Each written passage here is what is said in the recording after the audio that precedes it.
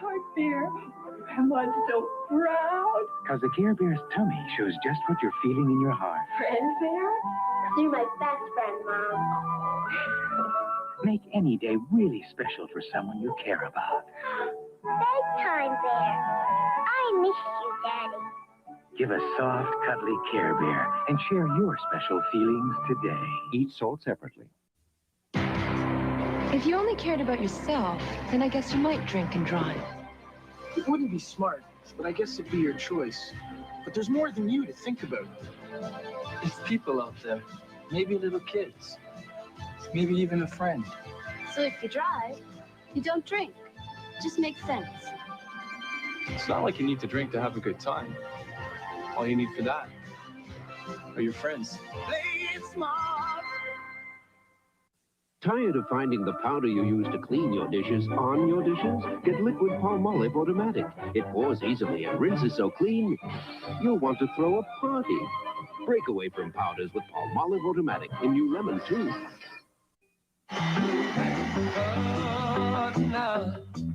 I'm moving out of here, cutting up for some good times, a long, long way from here.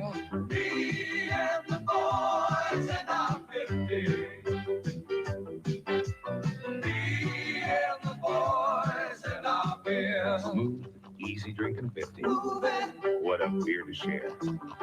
moving. Mom, the most important shower of my life and you switch deodorant soaps? New Shield is better. It's extra strength. I'm about to pop the question. Now then. Shield fights odor better so you'll feel cleaner. Clinical tests prove Shield fights odor better than the leading deodorant soap. I do feel cleaner. I do.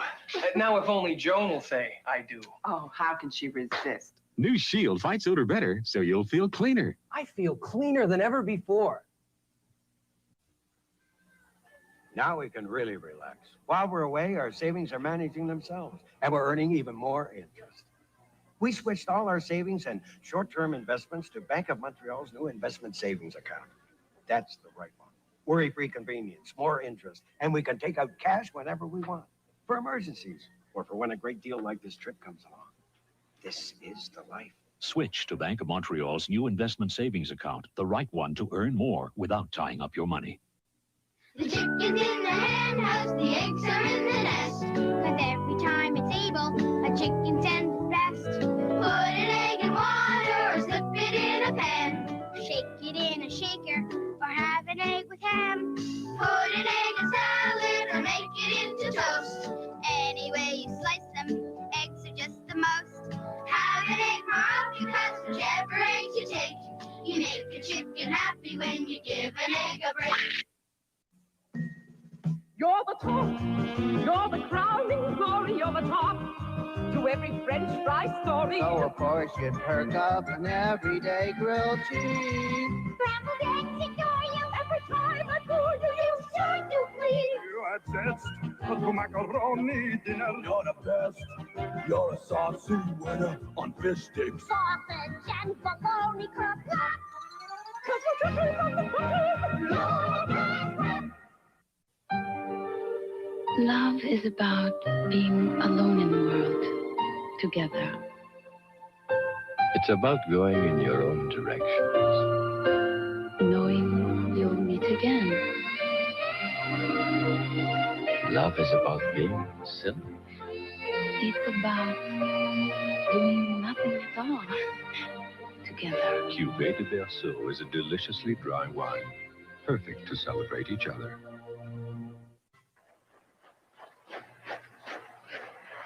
Sugar Crisp, the crisp and yummy cereal. Alphabets, the letter-shaped cereal. And Honeycomb, the big cereal, bring you NHL Stars in action.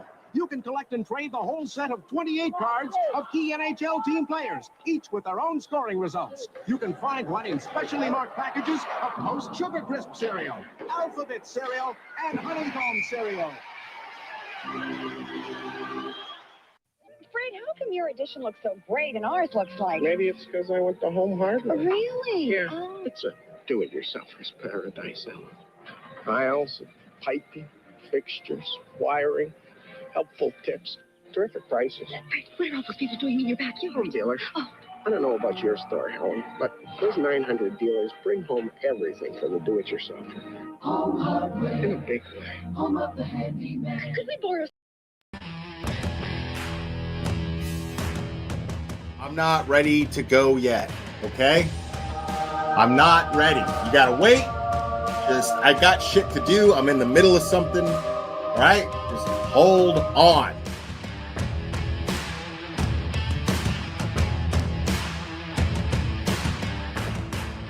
Watch your mouth or don't come in here. Uh-oh. Uh-oh. Oh, yeah, people, come on, we're adults here. You know what? What is the point? Yeah, we're adults here. I got a fucking Burger King fucking thing on my head. We're all fucking adults here, guys. People in my chat, 2 words. What are they? 2 words. Let me see the chat flood. Let me see the chat flood. 2 words. Okay, next caller. Please. Let's get into the meat and potatoes, which translate in American to dick and balls.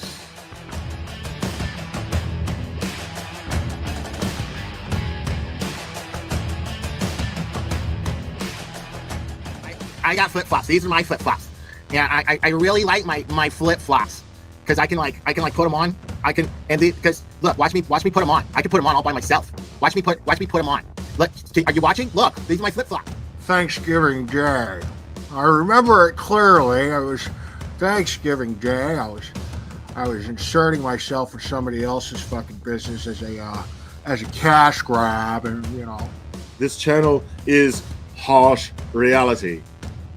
Karen Yak se jodió la sucia vida. Amen.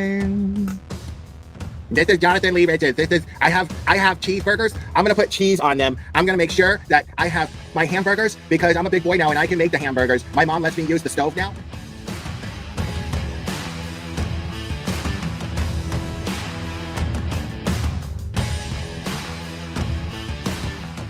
And I'm just like, wow, I like receipts, and they brought receipts. Like they had evidence to back up everything they said. And I'm like, okay, well, there's got to be another side to this, right? Like this can't. No, this is too fantastic. Yeah, because you're not going to just jump to the conclusion that there's a conspiracy amongst cops to cover up a murder. You know what I mean? Yeah, I mean, cops and just like soccer moms and shit. Like that's what made it even crazier. Like, yeah, get it, Betty. Yeah, did you have a close relationship with your mom? Get it, Betty. Oh, of course, I still do. Yeah. My older sister was kind of she was more of the prissy girl that like going That is and the getting her best hair done shit fucking and, shopping for the dresses with mommy. I was the tomboy that liked playing with the Shout out to Cherry for just being easily the most faithful and loyal supporter that I've ever had. That someone could have that tenacity with loyalty. And I'm really blessed to have someone like Cherry be part of this channel and in my life. So it means a lot. And yes, I named him after Mr. T and Rocky. Say, woman. Say, woman. Say, woman. Since your old man ain't got no heart, why don't you come down to my apartment tonight and I'll show you a real man. Oh my God, I'm so in love with this little dude. Yeah, I'm gonna go ahead and wrap this one up. I love you guys very, very, very, very much. And we will do this again very soon, my friends. Oh, say bye. Say bye. Oh, I love you too. Give me a kiss. Oh, I love you. Bye, guys.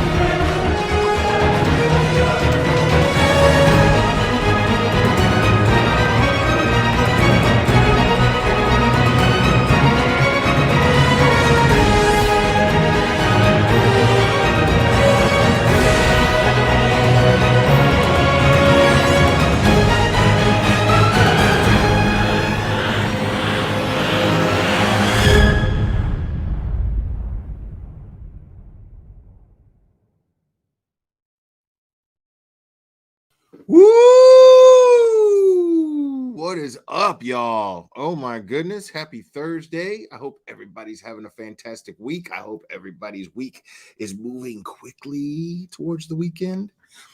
Oh man. Oh, Calamity Jade, thank you so much for the Cash App. I appreciate it. So I just happened to catch that. So yeah. Today was interesting. Okay. I mean, I had a pretty productive day. But I'm not going to get too deep into it. I mean, I had to take care of a couple things in regards to Clover. I got to get him all set for a vet, and I took him to get his nails clipped. Got him a little pedicure. Not really, I just got his nail clipped, but but yeah, and he sure as hell wasn't hyper until, of course, right now. Yeah, thanks, dude. Can you not knock over my heater, bro? That would be fantastic if you could not do that. Appreciate it.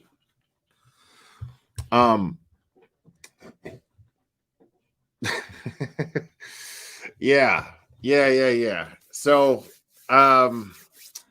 sorry, I was reacting to Gregor Smith's comment here that Grant got very triggered that Turtle Boy blew him a kiss in court. You know what I love about that? I love that Boston 25 tweeted about that. I love that Boston 25 was like, that's newsworthy. I was just like, wow, okay. So yeah, that was actually really, really great. We're gonna get into all of that. Before we get into Turtle Boy stuff, I hope I could bend your ear a little bit, and I'm gonna do something a little bit just out of spite today. I realize it's off the subject, but I'm gonna do something a little out of spite. If you could just bear with me, just indulge me, because for no other reason other than the fact that I'm petty. I'm petty as fuck. Okay. So so I'm gonna do something that I haven't done in a long time.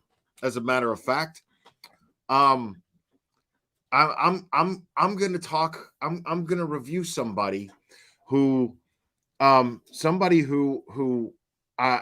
winning a war with right now. And I've been very quiet about it, very behind the scenes about it. I don't like to do internet back and forths and things of that nature. Now, again, I remind now those of you who are new to the channel and have this impression of me that I may not be a petty bastard, sorry to correct you, but I am. Those of you who know me very well and have been with me for a long time know that I have been trying to play this very classy and very cool, but so you guys might have noticed my latest video that I made. It was a very short 15-second video. And and last night Cherry and I were just listening to this dude. We were cracking up. Because I mean, we were just watching somebody just fall apart, just completely fall apart. So let me do something here. I want to show you guys just a little something. Like I said, I chose to fight this battle behind the scenes, and it was a big win. But it's really important to realize, James Henderson, thank you so much. But oh my God, it's been a minute. So you're the bad guy, James Henderson. I think we got a super cat. Super cat. I think we got a super cat. Super cat. Super cat. Super cat.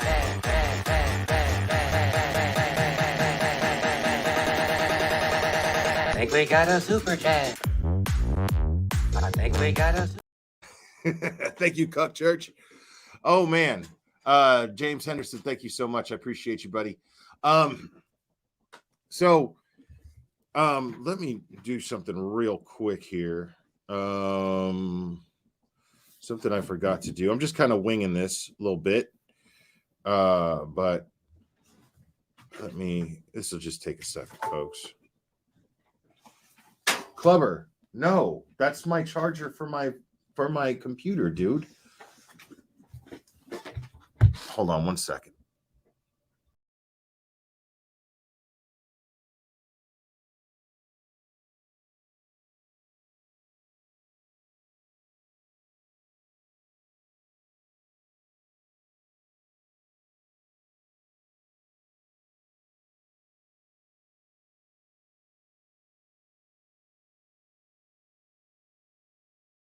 Okay, I'm sorry about that, guys. Now, I promise you, those of you just shuffling in right now, we are going to get to the Turtle Boy stuff.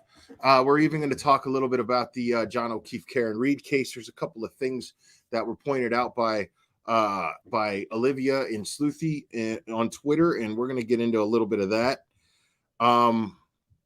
But like I said, just indulge me because I'm going to be a little petty here because it's fun. So let me show you guys real quick what I'm talking about.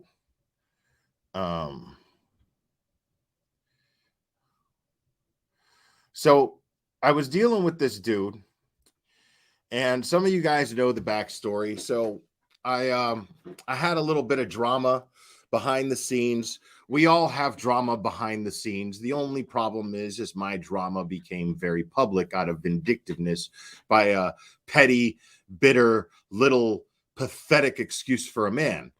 And he did something that I thought was very disgusting. The levels that this person stooped to was pathetic, but really, really low, like as low as anybody on YouTube could get. And this is somebody I considered a friend at one point. And of course he's Mr., always the victim, me. And I can't relate to that. And once I started seeing this, I started to kind of gravitate away from this person. And I'm a big believer in just wanting to surround myself with positive people who contribute to my life, who contribute to the energy that I want to put out. You know what I mean? They give off energy and take and utilize the good energy that I put out. It's a very give-take, beautiful exchange. And when somebody is only wanting the negative energy that you no longer want to emit from yourself, I can't provide that anymore. And I see that, and I separate myself from people like this. I've made a habit of doing this, and I'm starting to get pretty damn good at it. And these are people. This is a person who's completely just. It's really ironic because he's aware, he's capable of self-awareness, but absolutely chooses to be retarded about it. And by retarded, I mean willfully ignorant.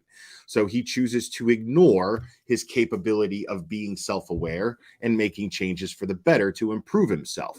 I have no time or patience for people like this in my life.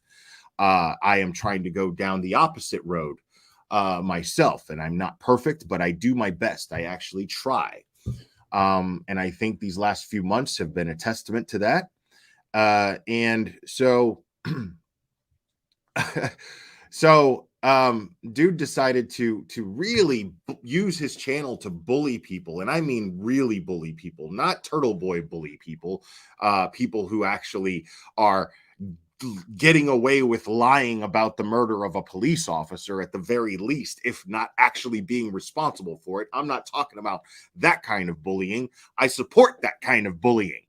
But the kind of bullying I'm talking about is just bullying women because they happen to be nice people and they hate themselves so much that they have to take it out on women. I can't relate to these things. There was a time where I kind of could. because there was a time where I absolutely hated myself. I have been on a path of growth for quite a while now, a few years now. Cherry coming into my life was actually very, very helpful in that. I've grown as a person ever since my association with her. Neither one of us are perfect, but it would be inaccurate to say that I have not improved as far as my happiness goes and as being a person goes if she had not came into my life at the time that she did. And I got you too, bitch. So I'm very grateful for that. Now, I want to show you guys something here. So after this dude and for the last 3-4 months, I guess, this dude has done nothing but all of his content is about me, and that's fine. It's somewhat flattering, you know, for his little 150 watchers at a time. Like the only way he can break 1,000 views is by doing two things: A, using my name and my face and my likeness, and B, doing it for about 8-9 hours straight, because he has no life. So I was listening to his stream last night. I was thoroughly enjoying it. Oh, Elaine, here we go. Hold on. I think we got a super dad. Super dad. I think we got a super dad. Super dad. Super dad. Super dad. Dad, dad, dad, dad, dad. I think we got a super dad. I think we got a super dad. I think we. Oh, little glitch there. Sorry. Elaine, thank you so much. This is for some extra strength pads for Grant's ass bleeds. My guess is Mello also has ass bleeds. Free Aiden now. Thank you. Appreciate that. Yeah, so the fun thing about this is, I mean, I know Homeboy is probably watching right now. And, you know, to this video, and that's fine. You know, making himself a little milkshake. But we're gonna go into I'm gonna go ahead and take this time to explain a little something. So what ended up happening was this guy really crossed the line with me. I'm not one to strike channels or report channels usually. It really takes a lot to get me to get to that point. I usually like to just handle things verbally, because I mean, the fact is I'm just 100 times wittier and just all around more awesome than this douchebag. So it's just usually I like to go that route and utilize these strengths that I have. But this was one of those things where I was just like, I don't even want to give this person any more energy than I have to. And it's just easier just to take away from him what means the most to him, which is money.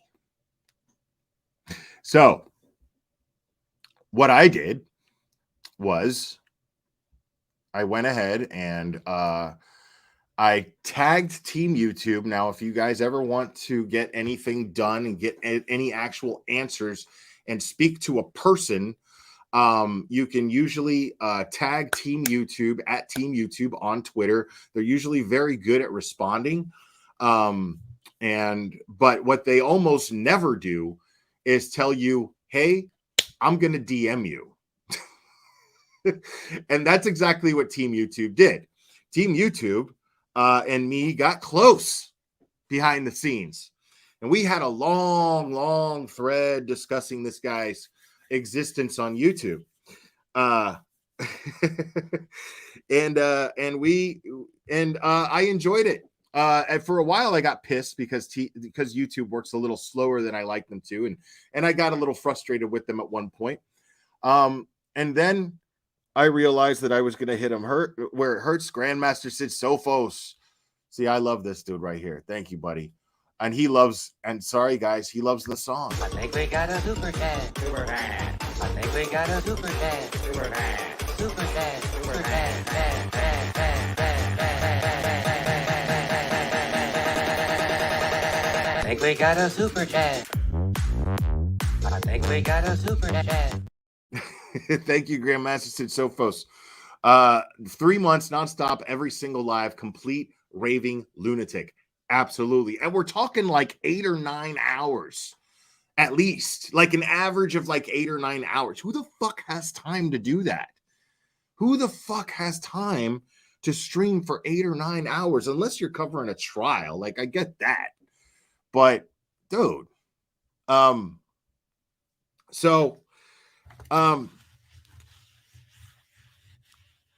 I was saying, I contacted Team YouTube. Team YouTube made it a point to say, I'm going to slip into your DMs because we need to talk about this.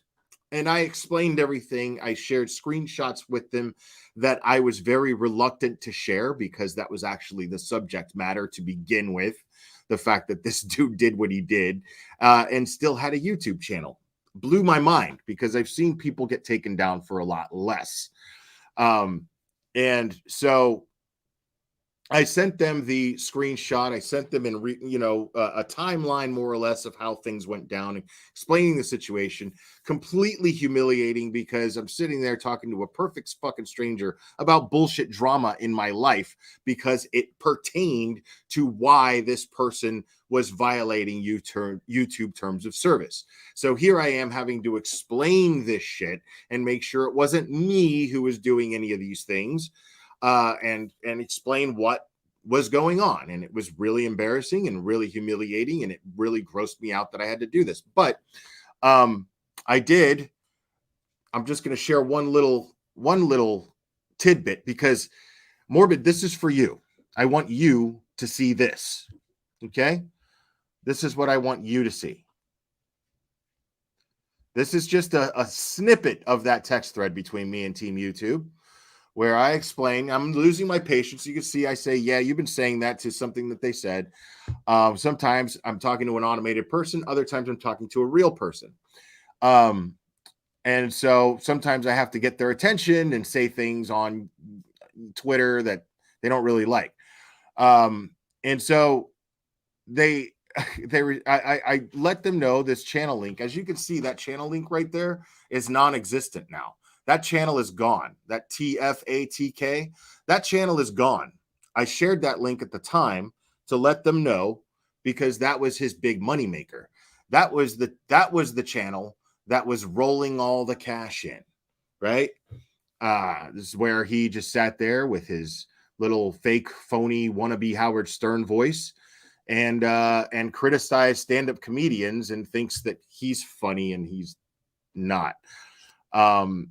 And then I let them know, I said, it's just starting to feel like his other channels generate revenue for YouTube like this one, and that takes precedence over anything else.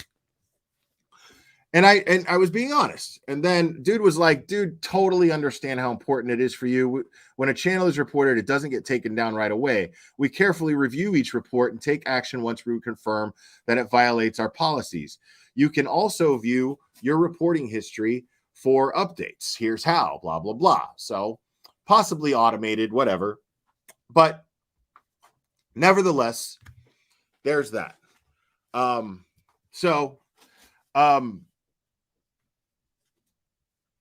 Now here he is, and he's ever since then. Now, this is the interesting thing, and Cherry let me know this. The interesting thing about that is when you have multiple channels and your channel, one of your channels gets taken down, well, then the other channels lose monetization. That means the owner of the channels loses partnership as far as monetarily speaking with YouTube. YouTube no longer wants a business partnership with you anymore. So therefore, all of the monetization for him on YouTube is gone. All he has is his little PayPal links and all of his little whatever links. So I just wanted to show that screenshot, and I wanted to let Morbid know that you are the sorriest, most pathetic excuse for a beta cuck that I have ever seen in my life. And I took such pleasure in knowing that I destroyed your image on YouTube, that I had destroyed your presence on YouTube. You no longer mean dick. Diana Gain, 1 second, Morbid. I'll get back to you in a second. Gifted 5 memberships. Kelly was gifted. Kelly Di Giovanni, Oats and Honey, McFree Karen Reed, Resting Bitch Face, AC, Elam. Congrats, guys, and thank you, Diane. Thank you so much. I appreciate that. So yeah. Yeah, where was I? Oh, Beta Cuck, right. You are, I mean, you have this presence that fools very little people at this point, because you have this very masculine sounding voice. But all of the months of text messages, all of the months of text messages that I got of you complaining about your ex-girlfriend who was so abusive towards you and was cheating on you and blah blah blah blah blah blah blah blah blah blah, just whining and crying and bitching and moaning. I mean, your persona on YouTube, where you've got your little skeleton and nobody gets to see your face, your stupid fucking face. Nobody gets to see it. But it's like I'm trying to think of. I mean, it's a facade. It's a facade. It's, you know what you are. You're like a little girl wearing a cowboy hat and a big fake mustache, spoofing a Marlboro ad. But nevertheless, underneath that mustache and behind the Marlboro and under the cowboy hat, well, you're just a little whiny bitch. A crying, whiny, nothing little bitch of a man who is too scared, I guess, to even approach a woman in real life. I mean, what is that like?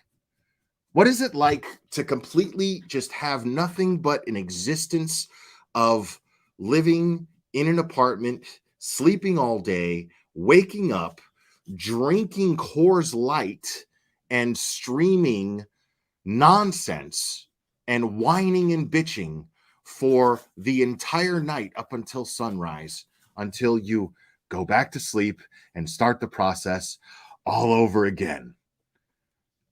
I mean, how do you even look at yourself in the mirror?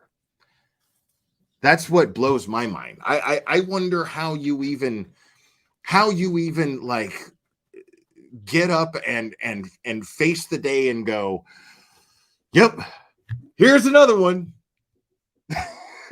I don't like you're incapable of doing anything productive whatsoever. And what's funny is you have the tools. The problem is that you actually lack the understanding of what productivity is. You lack the understanding of the things that actually matter. Because all you do is whine and bitch, and the people that you attract to your channel are miserable fucks that are actually somehow more miserable than you. People who look up to you. And the longer you started to show your true colors, because if you remember correctly, dude, when I was doing live streams with you, man, you had a lot of people watching. And then you started your bullshit, and then the numbers just went.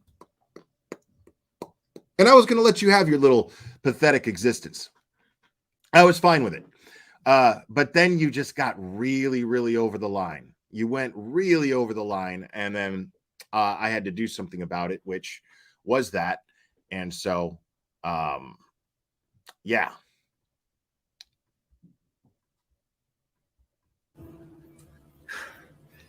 God, I wish I could be there. When they break you, I wish I could walk in just when it happens. So right then, you'd know it was me. So, Morbid, fuck you. and yours. And just as another fuck you, this gentleman decided he was going to spend his entire live stream threatening to mass flag me if I didn't take down certain content about a certain someone. So I thought about it. Yeah, I thought about it. And I decided, well, I'll review that person again. So let's watch a little bit of Bullhorn Betty. This is the latest. Okay, Betty, I've missed you. And you can thank Morbid for this one. Because I was good. I was fine. But we're gonna, and this actually, this pertains to everything that we're going to be talking about. I'm not going to do this whole stream. This is going to be very short. Just going to discuss a little bit of Betty here.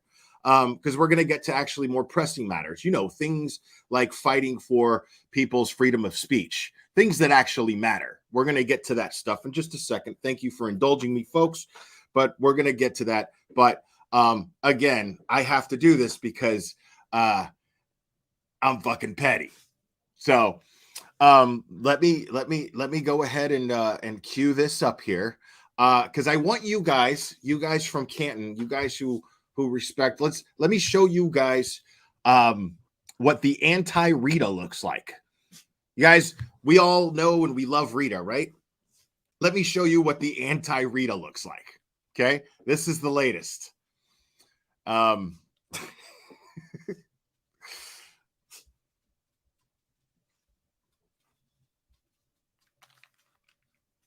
So this is the Manatee County, Florida, basically the same thing as the select board, more or less, in Canton, just whatever this Manatee County is. So there's always a part where people get to stand up and speak. Now, very much like the Canton Select Board meetings, people get up there and they speak their minds and they say what's important to them and what they'd like to see happen in their community. They do these things and they do them very very eloquently. And it's fantastic that the Canton people do this, and it's fantastic that the Manatee people do this until Battery Betty goes up there. So let's go ahead and watch that. Citizen comment is for items that are future agenda items. When you come forward, please state your name, county residence, and you'll have 3 minutes to speak. I have one speaker on, and that's Andrea. Good morning. Hey guys, welcome, Mike. Congratulations. I haven't seen you since then. So my name's Andrea, Manatee County activist. So I've got a few things I want to talk about. It's the normal stuff. My phones. I'd like the phones back on. When we all had the phones turned back on before, it was for more participation from the residents. I can say that it looks like we need more participation from the residents for the county. So I think that at this point, going. Let me give you guys a little background on this person that we're watching here.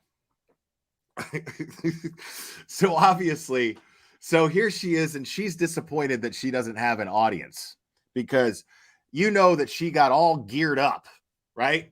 She got all geared up, standing in front of the mirror, you know, like, oh, I'm gonna let them know. I'm gonna give those folks down there on the committee a piece of my mind today. And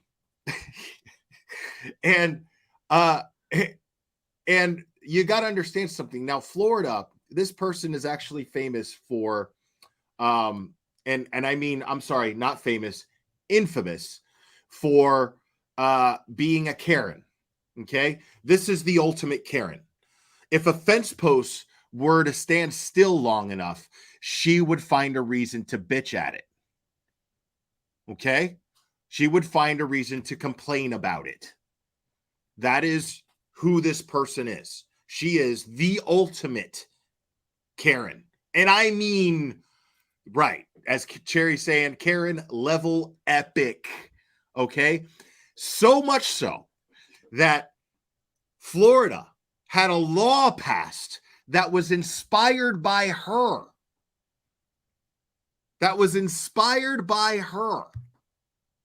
About Karening. That you cannot Karen. Basically. I don't know the exact law. And I think it had something to do with screaming and yelling outside of people's homes. But she would do this, and she did this for absolutely no reason. She did this again. People would compare Turtle Boy to this person. People love to compare Turtle Boy to this person. And the fact is there is a vast difference, because Turtle Boy does not, or at least I have not seen it, does not do this to people who are not in questionable positions as far as a murder case goes. What she will do is she will scream and yell outside of a murder suspect's home, who there is actually a legitimate law enforcement investigation taking place.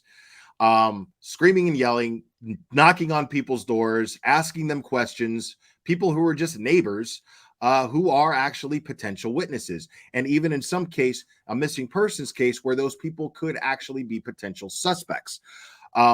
This is not healthy at all. This is not okay. Now, in the John O'Keefe, Karen Reed case, this is very different, because we see court documents and witness statements that very much dictate that people are lying. Okay? This person basically claims to do what Turtle Boy does, except she doesn't. When she goes out and searches for people, I mean, I could do a whole stream showing you guys stuff about her. And recently her main channel was, I don't know if it was suspended or taken down or what the deal is with that, but she has an alt channel now that she's streaming off of. And honestly getting about the same amount of views as she was before, just not as many subscribers. So it's more of an honest channel, or her subscriber count is low, and her view count is more, aligning more with that. Now, she will do anything that she can to find something to complain about and insert herself in. This is the definition of a Karen, okay? And she has done so to the point to where she has made a name for herself for doing this. She has been on the news, much like Turtle Boy has been on the news, but when she's on the news, she is, let's say, not respected. Okay, no, there's nothing very respect. There's no respect being shown. She's like Turtle Boy, and you guys are addressed as protesters. You're referred to and labeled as protesters, whereas she will call herself a protester, but the news won't do that. They will call her and her accomplices hecklers. But this is just an example of the kind of delusional mind that this person possesses. Because, again, she got all geared up for this little town meeting here, this little county commission meeting. And yeah, it's fun to watch. So let me just go ahead and get that. Good morning. Hey guys, and welcome, Mike. Congratulations! I haven't seen you since then. So my name's Andrea. Now, make no mistake that as soon as she walks up there, because she's at every single one of these things, and as soon as she gets up to the mic and she walks up and she says, "Hey, what's up, Mike?" and knows everybody by name, they know her too. But you never see the camera on them. But there is no fucking way that not every single person on that panel that she's talking to isn't going, "Fuck." There's no way. It's just no way. Kendra, Manatee County activist. So I've got a few things I want to talk about. It's the normal stuff. My phones. I'd like the phones back on. When we all had the phones turned back on before, it was for. Okay, now I don't know what the phones is. Now, the phone situation, somebody who follows her more closely might be able to explain that to me, but I know almost nobody in here does. But the phones situation is either she wants her cell phones to be allowed to be turned on while she's in that meeting, I guess, so that she can stream it, or that way that she can somehow record it and make a video out of it or something like that and use it for content. Or there's a phone line or something to that effect that has been shut down, and she wants to be able to call them and talk to them. I don't know which one it is, but either one of them is somehow a way for her to be able to Karen, and whatever policy that she's complaining about is obstructing her ability in some way, shape, or form to complain more. That is all that is about.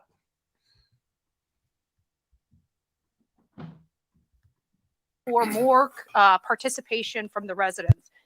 I can say that it looks like we need more participation from the residents for the county. So I think. So now she's Karening the county community, the people. She's like, where is everybody? Why doesn't everybody Karen like I do? Why am I the only Karen here? Which I think is fucking hilarious. Because she's now just taking a jab at her entire community, going, well, we need more. But now this I understand if you have a situation going on like you do in Canton, where you have clearly a corrupt police department. Well, I don't know about Canton, but at least a corrupt, you have corrupt people working as higher up officials in Canton. And you also have the Massachusetts State Police working out of Canton that are some people, let's say, are corrupt at the very least. This obviously puts people in an outrage. The stuff that she's talking about, well, nobody really cares about because they're not fucking Karens. They don't really care.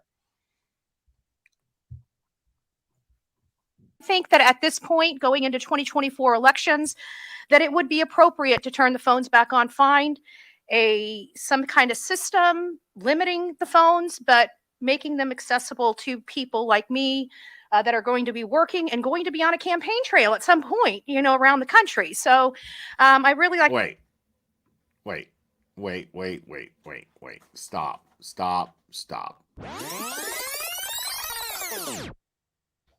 The phones, but making them accessible to people like me that are going to be working and going to be on a campaign trail at some point, around the country. So I really like to part. Did she just announce her president's, or she just announced her candidacy for president? The fuck is that? What is she talking about? A campaign trail? Now, mind you, what she likes to do is she likes to take her viewers' money. She will grift and beg and actually demand money from her viewers to go supposedly search for missing people. She never searches. She goes out there for 30 minutes and then pokes a stick around and doesn't do anything and just drops everything that you could think of that would be misinformation in a case that you could ever think of. This is what she does. And so, but she takes the money for these things that people donate to her for, and then she uses them for road trips to follow Trump at Trump rallies, and is never honest with her audience about this, which is really funny. She'll say, yeah, I'm going to, this costs money in searching and doing all of these things because I'm a journalist, and which she doesn't ever write anything, by the way. Like Turtle Boy's writing every day from jail. Okay. But she never writes anything. And so she she will say that the money's going towards searches and journalism, but she will just follow Trump around and just hang out with a bunch of Trump people. To participate in my own personal community as well. And then, of course, I noticed our drinks are not allowed into the dais anymore. So I'd like some rules on that too, because I think I'm an adult here. And if I Okay, what? so you're not allowed to have. So now she's complaining about the fact that you can't bring food or beverage into this meeting.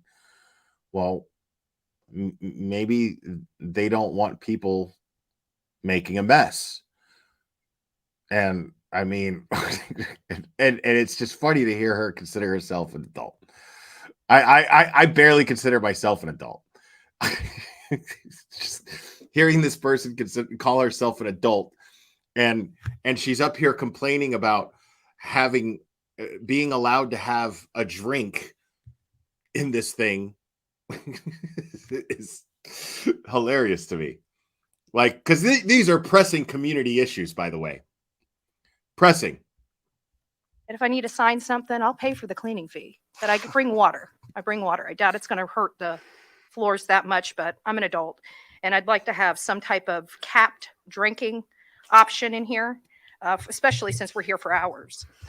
The main issue I have that I'd like to bring here, and it might be something you guys can all help me with. It might not be. So Probably I've just not. learned that we are now having our investigators for our children, our Department of Children and Family Services, which is a near and dear cause to my heart. And I'm hearing it's going away from our sheriffs and going into the department. I don't know what I'm going to do with that here in the state of Florida, but like. Okay. So, first of all, Betty doesn't have any children, but she likes to crash school board meetings, by the way. But she doesn't have any children. Also, what she's complaining about here is the fact that the local sheriff's department of Manatee County, the Manatee County Sheriff's Department, is no longer going to be investigating for the Department of Children and Families. Now, of course, if a crime is committed, well, then yeah. But what she's complaining about is they are managing their budget. They are shifting things around in their budget, basically saying, we don't want to waste police resources. I guess maybe there's probably an up in crime. This doesn't occur to her, but there's probably a rise in crime taking place locally where she lives. And their resources are needed for, I don't know, crime solving. But she's upset that they're not doing the check-ins for Department of Children and Families, the things that I didn't even know that sheriff's offices did. As a matter of fact, it would bother me if resources in law enforcement were being used to check in on families who are not committing crimes. That would bother the shit out of me. So, but she wants the opposite. She thinks that the sheriff's department resources should be utilized. Well, in my opinion, wasted on investigations regarding Department of Children and Families. Fascinating. Like, no. I don't know what bureaucrat, what politician. Great argument there. Let's hear that one more time. And I'm hearing it's going away from our sheriffs and going into the department. I don't know what I'm going to. I'm hearing that that we're actually demanding that people who work for the Department of Children and Families do their own job. No. Do with that here in the state of Florida, but like, no. I don't know what bureaucrat, what politician up in Florida thought this was a good idea, but we have inspectors. Okay. Now, if it's a Florida issue, you're in the wrong meeting. This is a county issue. You're at the county, Manatee County meeting. You're at the wrong meeting. Why wouldn't you just simply go to, I don't know, whatever Florida state meeting there is. I mean, I don't fucking know how it works.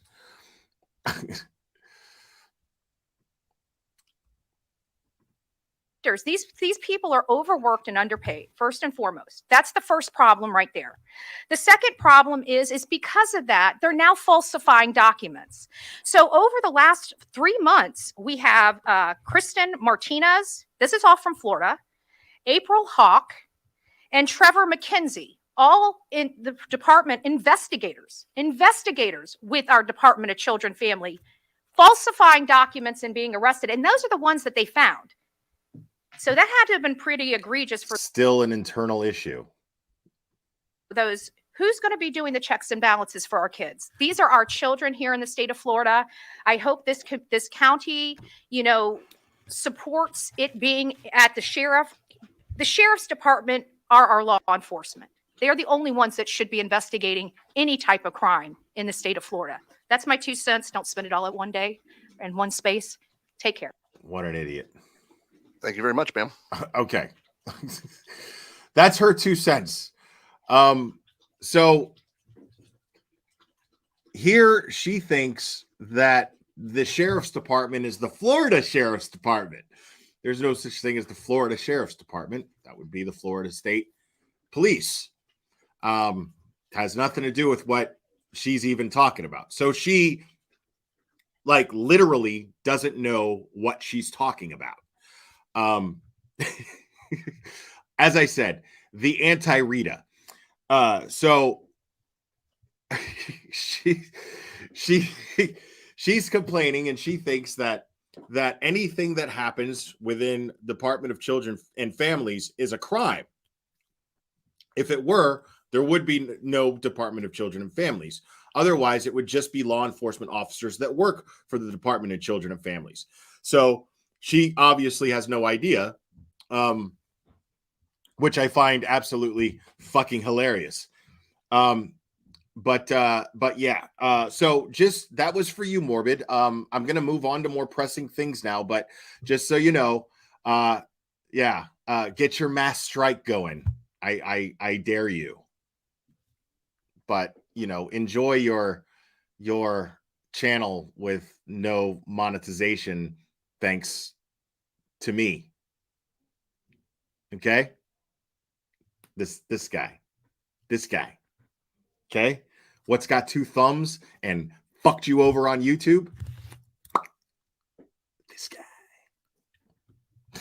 Anyway, moving on. So Turtle Boy had a hearing today in regards to his charges, his domestic violence charges. Now, I was confused. Yesterday, I thought it was going to be another hearing in regards to I thought it was going to be another hearing in regards to the civil aspect of it, the temporary restraining order that got expanded to a year. But it this has nothing to do with the restraining order. This has to do with the charge of domestic violence that he was charged with. Now,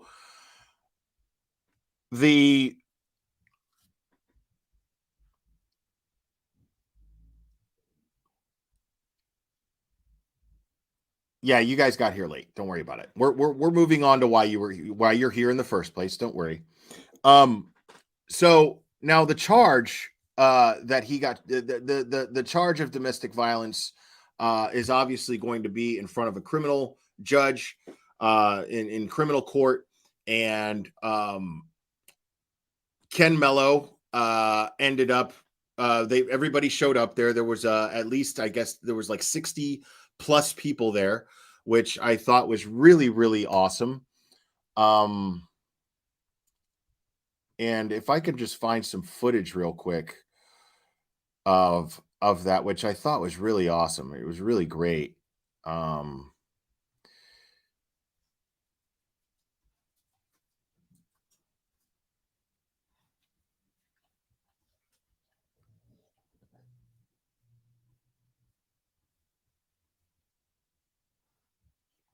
of course now Okay, here, hold on. Let me just do this the easy way.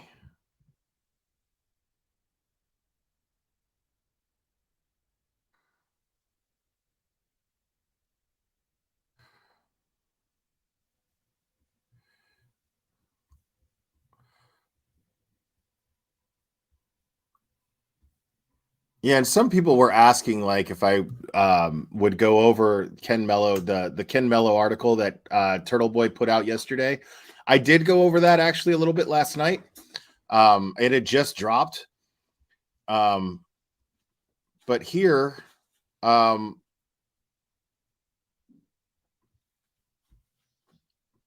I'm trying to find video footage of this, but I can't seem to find it. Which is really because I'm just looking for the small little clip. And I know he posted it. I know he reposted it. Let me check Brian's Twitter real quick.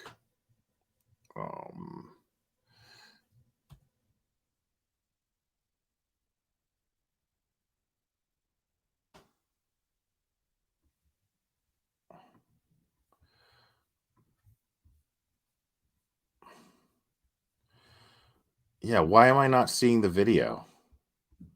That's really annoying.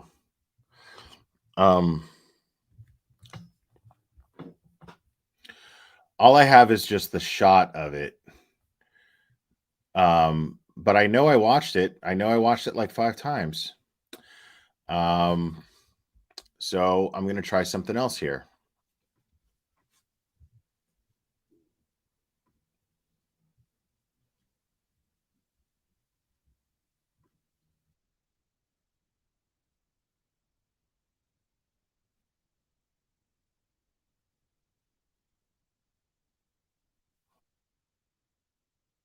Here we go.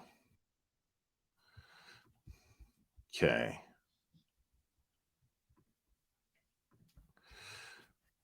So, of course, Tom CPU, big shout out to him. He was out there. And Brian LTL was out there. And this is Tom's footage here. And so you can see this is the support that Turtle Boy had. This is the support that Turtle Boy had. I mean, look at that. And I'll explain exactly what happened in court in just a few minutes. We apologize, officer. That's not how we are. No, forget it. Don't ride on our.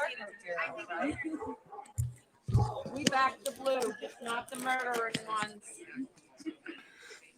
I love that. We back the blue, just not the murdering ones. God bless John O'Keefe. So, Chrissy, over here, lady. And see it now. Some people that I know who haven't really been following the Turtle Boy stuff too close, who feel based on the things that they've seen and been following, fair enough, they feel like John O'Keefe has been lost in all of this. But I assure you, and I assured that person when I spoke to them, that John O'Keefe is definitely not lost, and that's proof right there that here these people are here to support Turtle Boy, but the core of everything, the nucleus of everything that's happening is definitely about John O'Keefe. It always has been and still is. So I assure anyone who thinks that John O'Keefe's memory is lost in all of this, I assure you that it is not. God bless John O'Keefe. So, Chrissy, over here, lady. Hey, so I was thinking, right? We're doing what's a good night. What do you think? Yeah, that's a good idea. I love it. Yeah.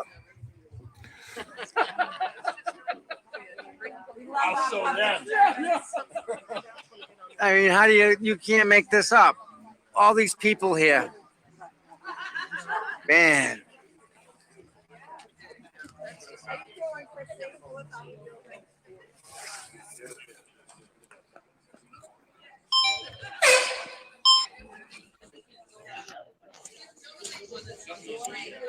What are they doing in there?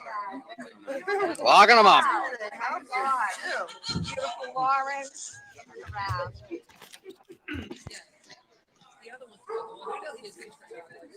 Tom, dead a nice gentleman right there, not single.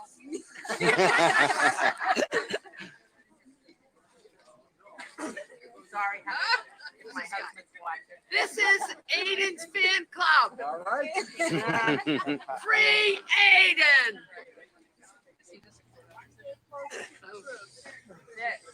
Where are the feds? Right. Here's the feds. Morrissey's going Chloe.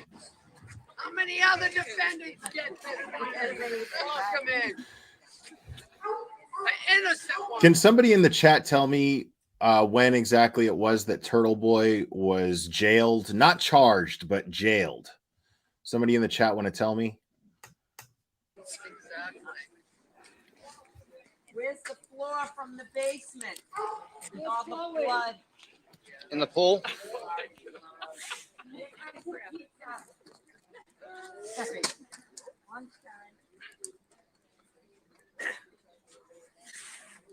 Okay, so December 26th.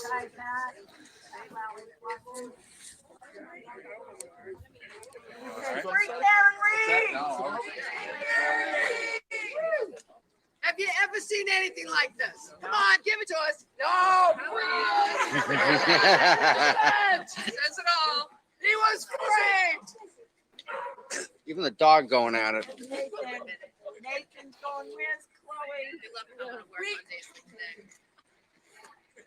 Go ahead, Rita. Oh, Brittany, we got a lot more than that. We got a lot more than that. Free Aiden. Free Yep. Aiden. Free Aiden. Free Aiden. Where's the discovery, Mello Yellow? God, that suit is horrendous.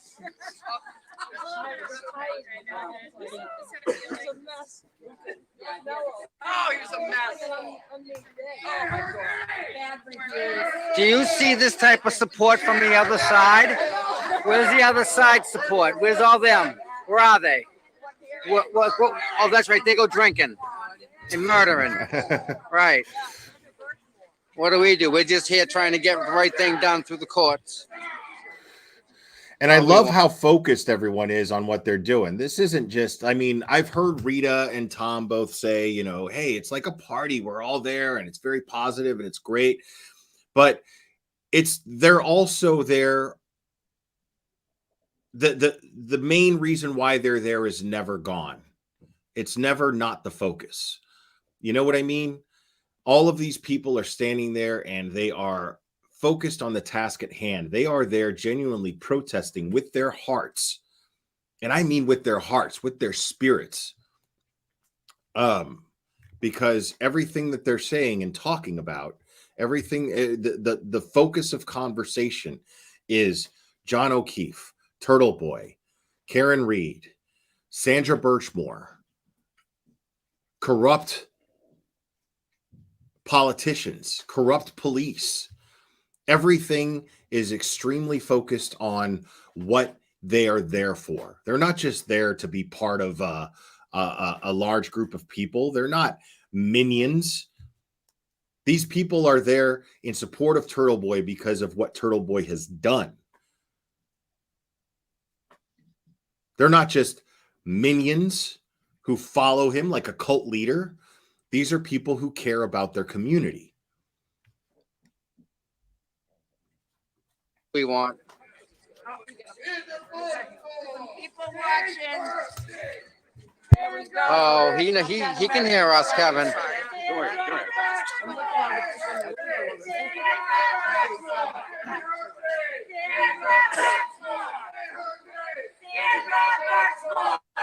You're welcome, Mo. People My are pleasure. chanting Sandra Birchmore. Yeah. God bless Chestnut. Man, the poor guy. Up, here we go. How do you know? It's coming up. Oh, is that you heard?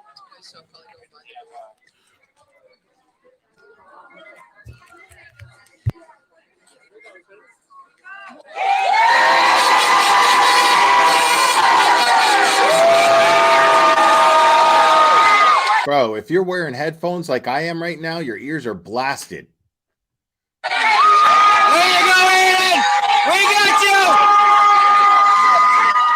Now, what Turtle Boy just screamed out to them was, "Justice is coming. Justice is coming." Not in the way Cherry likes, but, you know, actually coming.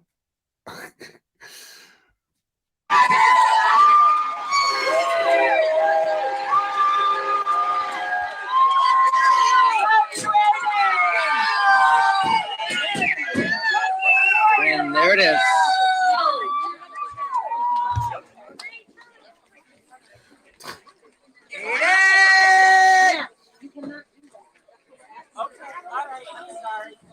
That's an innocent man! Yeah, not the stripper you used to date, Cherry. That's not Justice. That's not who I'm talking about. Now, remember when I was talking about the Streisand effect? And I was talking about how the Norfolk County DA and their actions and utilizing someone like Ken Mello to basically weaponize the law to basically cheat people of their basic rights.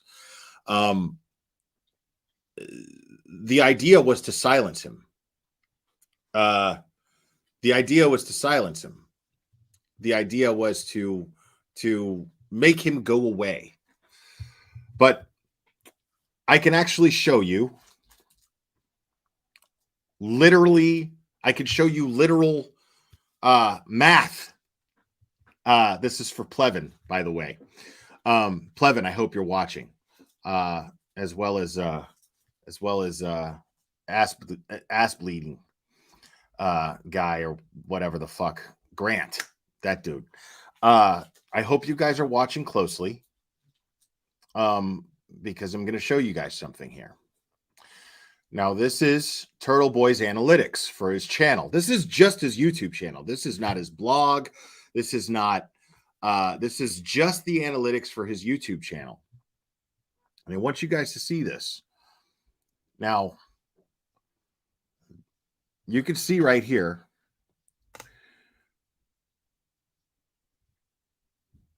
Now, this only goes 2024 here, right? Because he hasn't actually done now this is powerful because he's only done from his channel a couple of live streams. I did, I think, 2 of them, and LTL did one on there. But he has not been streaming the way he regularly would. But you could see that all of his video views are up. See these green numbers here? These green numbers are in the thousands. Okay.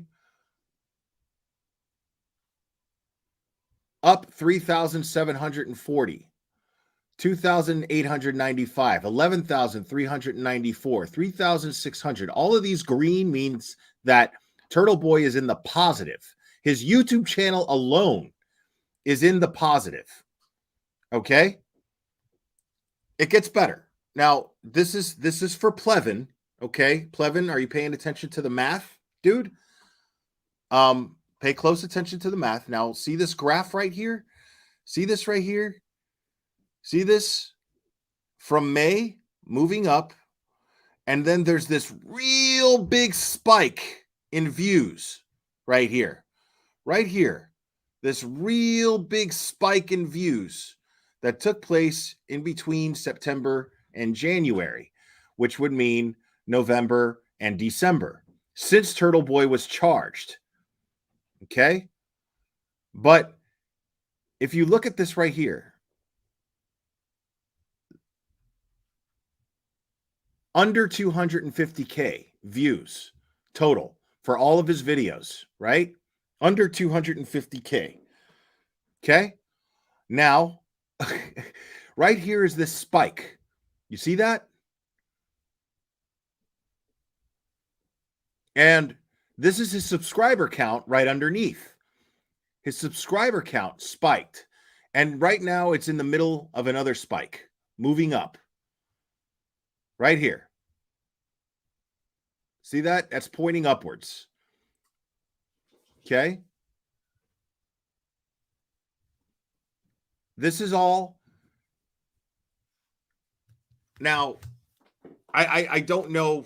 Now, this is not just for Mello, or not just for Plevin and Grant. This is for Mello too. I hope Mello sees this, because all you've done is make this guy louder.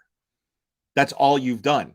And I think he knows it, because now he's trying to take away his privileges to use devices that allow him outside communication.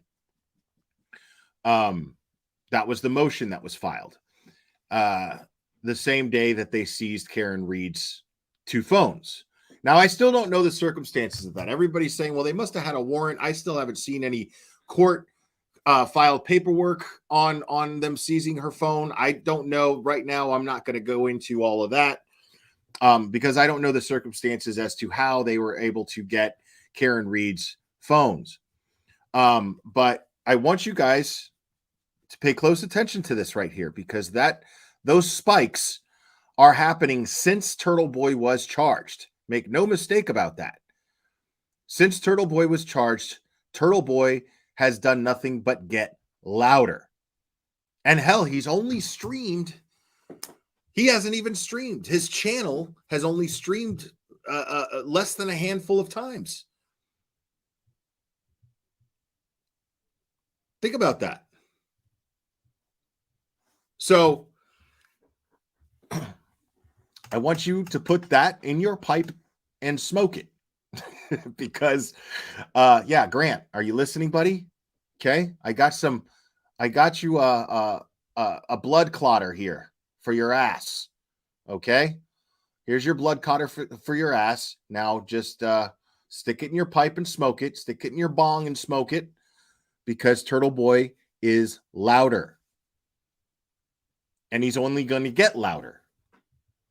And every time there's a court hearing, and every time there's more news covering his court hearings, he's going to get louder. Every time that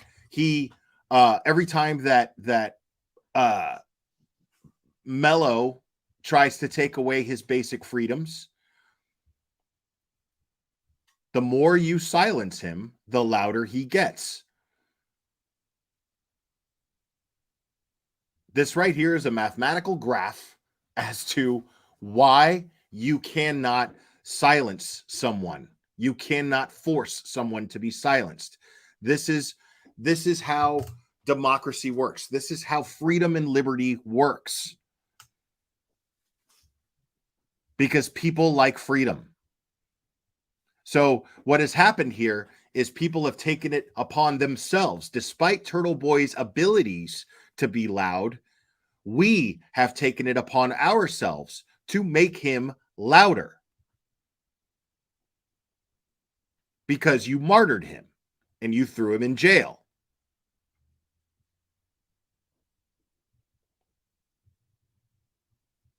So,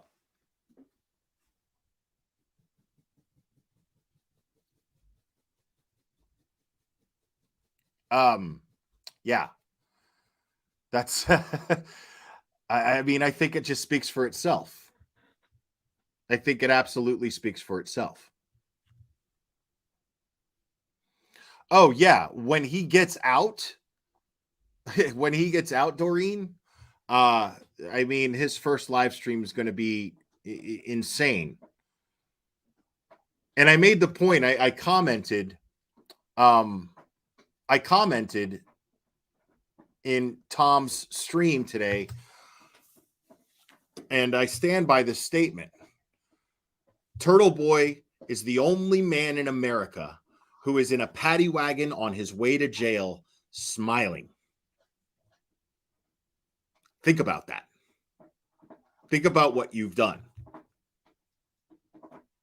This is how much of a fuck up Ken Mello is. This is how bad he is at his job. So, it's just a matter of time before Turtle Boy gets out, and he's going to have more to say. And that's it. So yeah, sorry. And I heard I think Cherry mentioned patties.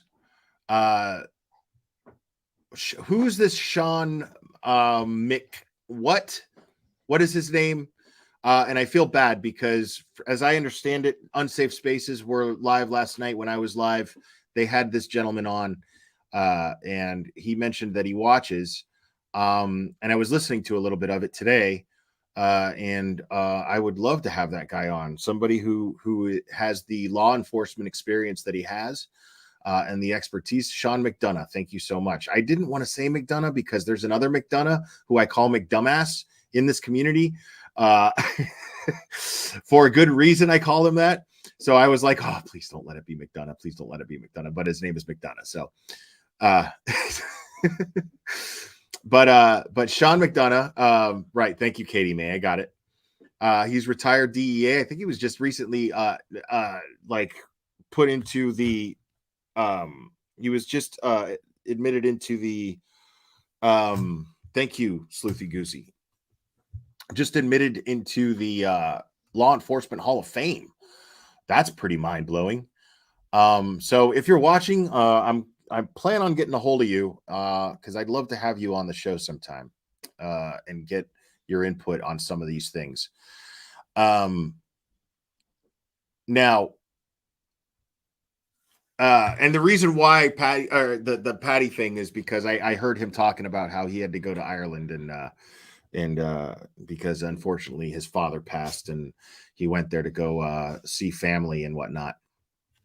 So so he's like real Irish, like he's like Cherry here is full on like Irish. Cherry's British. We won't hold that against her, but she comes from Irish blood. So, he brought half of his dad's ashes. Okay, see, that's awesome. That's wow. Yeah, I definitely would love to talk to that guy.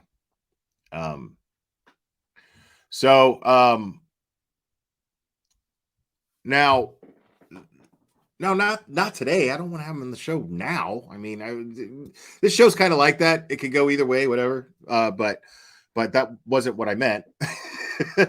But thank you. You don't have to shoot him a message. I got his contact info now. So if he sent it to me, and I'll get in contact with him soon. And hopefully we can set something up. Now, in regards to Turtle Boy's hearing today, what happened today was a big nothing burger.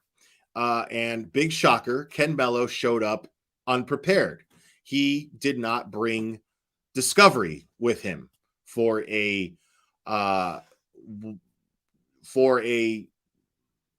court date that was pre-planned, predated, and did not literally bring his case with him. The people's case against Turtle Boy, he didn't bring with him. But I find that interesting. Because I found something out today. I saw that Bradle filed something yesterday, and I don't think that is a coincidence.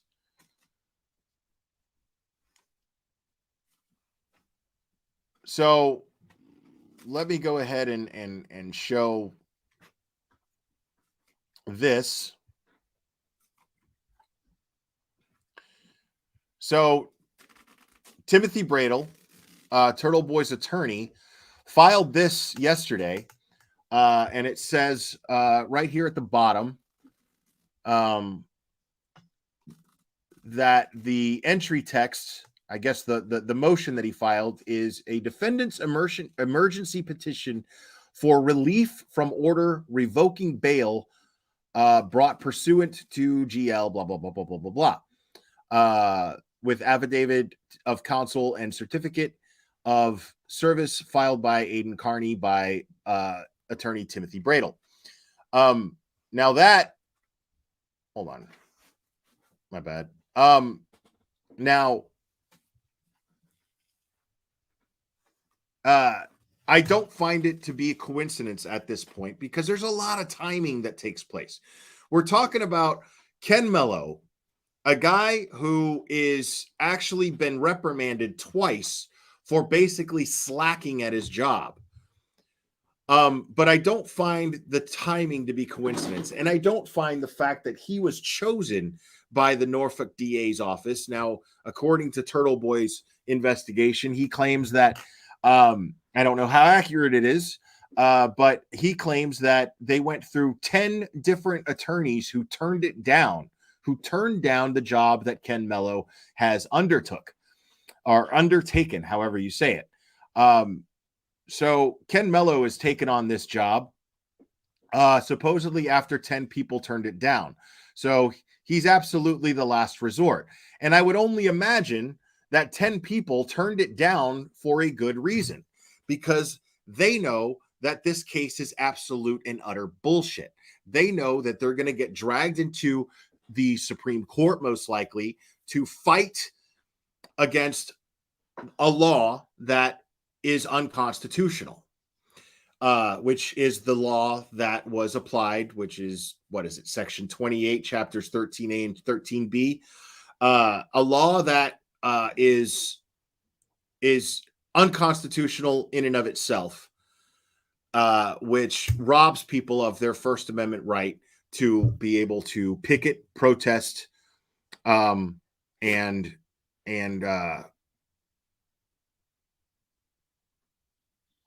sorry about that.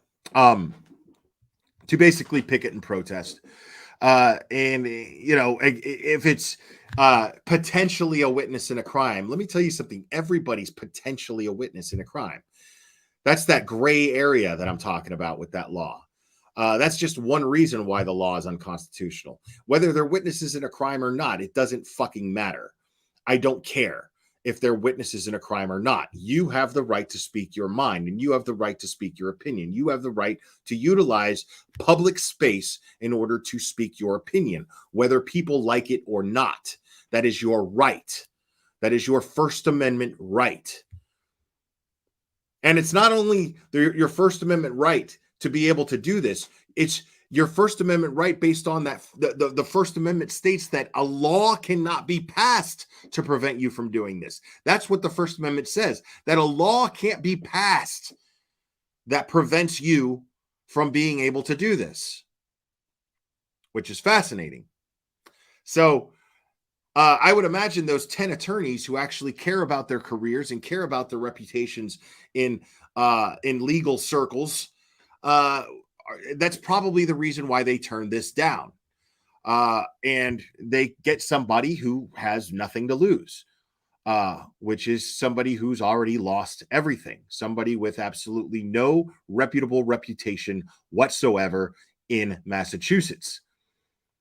So, but I am of the opinion that if they had not gotten this, now I'm not an attorney. I could be absolutely wrong about this, but I'm of the opinion that based on Ken Mello and his history that we're aware of, based on these facts that we know about Ken Mello, and based on the tactics that we've witnessed over the last couple of months, well, I'm of the opinion that he was aware of this motion that was filed by Tim Bradel, and he requested a continuance and said that he didn't have discovery. He couldn't present his case today because that motion was going to be presented to the judge. That motion was going to be addressed, because this is why I think that it was going to be addressed today, is because it is labeled as, it is worded as an emergency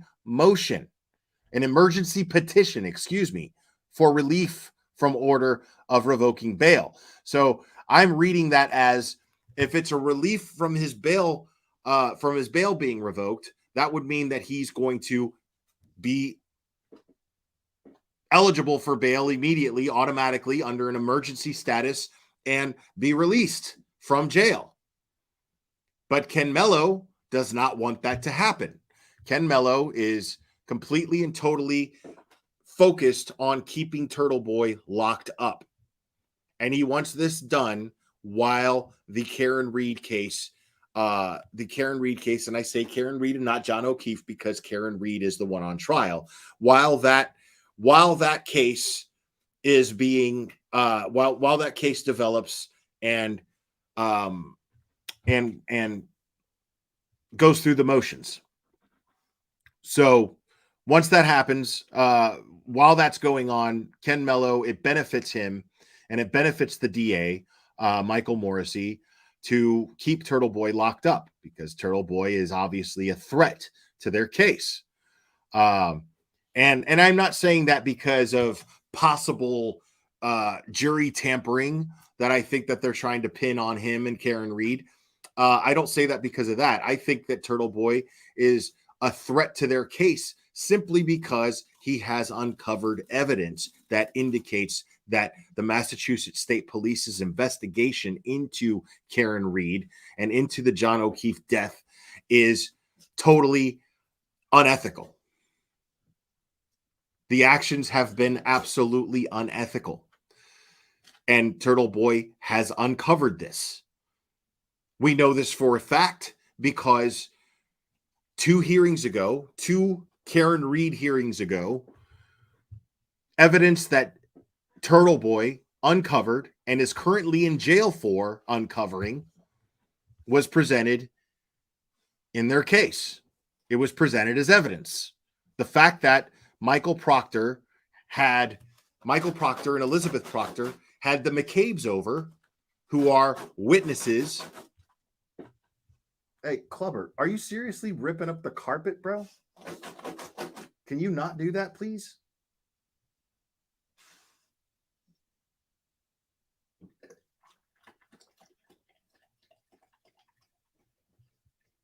Sorry, guys. Michael Proctor, Elizabeth Proctor had the McCabe's over to their home, which is obviously a conflict of interest. And also the photographs that could have been discovered by, now all of this stuff could have happened. The investigators, I mean, Karen Reed is paying Yannetti and Jackson a lot of money. So I'm sure that they have investigators under their employ. So it is possible that their own investigators looked into these things and uncovered these things for themselves, such as the McCabe's hanging out and shooting the shit over at the Proctor's home. Also the connection between their families where Elizabeth Proctor, not Elizabeth Proctor, but Michael Proctor's mother claimed that the McCabe's were a second family, where they considered Michael Proctor to be her second child or something to that effect. And that they were all very, very chummy at a wedding. Not just at the wedding, but in the wedding. So,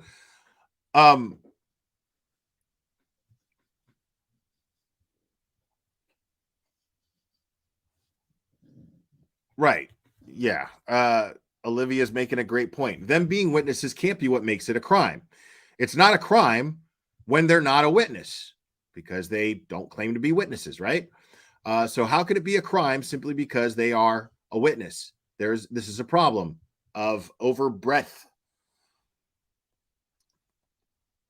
So yeah, totally. I mean, we're just looking at a whole lot of fishing, a whole lot of desperate attempts of insane motions being filed by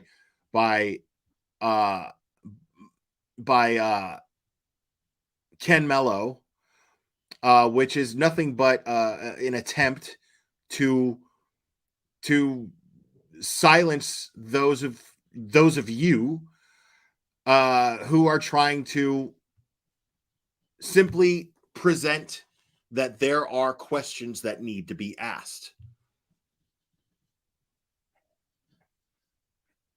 These are questions, and these questions most definitely create doubt. Now, this is the thing is, I'm wondering about this jury tampering theory because nobody's ever said anything about that. Nobody's officially accused Turtle Boy or Karen Reed of colluding for jury tampering. They were accused of or at least Turtle Boy, Bradle, and Jennifer supposedly were conspiring, according to Ken Mello. Now, I don't believe that this Jen Altman person had anything to do with anything. Even if there was anything, I feel as though she was very clear. I think we saw the evidence that she was very clear to Tim Bradle that she was not an attorney, and Tim Bradle simply misspoke. And Ken Mello is using this incident of him misspeaking to his advantage, to be able to get what he wants. So, but there's been no official accusation of them jury tampering. That's just me speculating as to why Karen Reed's phones would have been seized by Ken Mello in relation to Turtle Boy's case. That's the only thing that I can imagine. Common sense kind of dictates it. But the thing about that is, why would they stoop to jury tampering? Why would they get to that point? Why would they risk? Why would Karen Reed, her attorneys, and all of the work that Turtle Boy's done, why would they risk their reputations and credibility? Why would Turtle Boy piss away all of the work that he's done all of this time? Why would the Karen Reed's defense piss away all of the work that they've done? Why would Karen Reed piss away all of the money that she's put towards her defense just to have her defense demolished for jury tampering when there is so much evidence that is going to create doubt when the time comes that this case is going to be tried? They have every intention of this case going to trial. So why would they do that? That makes no sense. It's just plain stupid. I just don't see that being the case.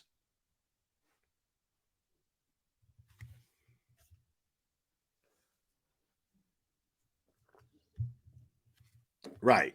Chris Albert, like, I'm a witness in this case, but not really a witness. So, like, let's have them arrested for witness intimidation, since I'm a witness, but I don't want to testify because I'm not a witness. Now, again, as I stated last night, I am absolutely and totally of the opinion that Ken Mello and his connection to Chris Albert makes him, in my opinion, maybe not under the financial employ of the Alberts, but he's definitely working for the Alberts. Technically, he's working for the Alberts. If Chris Albert called Ken Mello directly from D&E Pizza complaining about protesters across the street from his business, or from the business that he runs, across the street from this business, well then, Ken Mello is working and taking orders from Chris Albert, who is an Albert, which means that Ken Mello works for the Alberts. I mean, you could dress it up all you fucking want. At the end of the day, it is what it is. Ken Mello, in my opinion, is absolutely 100% a foot soldier for the Alberts. Just another person who they are using in order to direct attention away from them. Because again, when Karen Reed's case gets thrown out, and I do believe it's going to get thrown out, people are still going to demand justice for John O'Keefe. Make no mistake about that.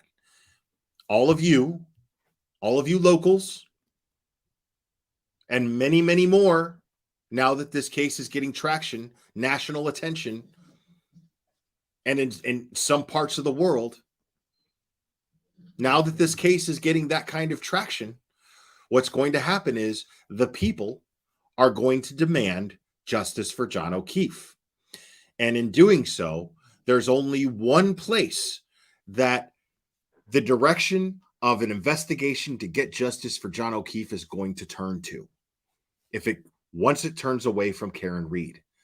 And that place is going to be 34 Fairview Road, the night of January 28th, in the morning of January 29th, 2022.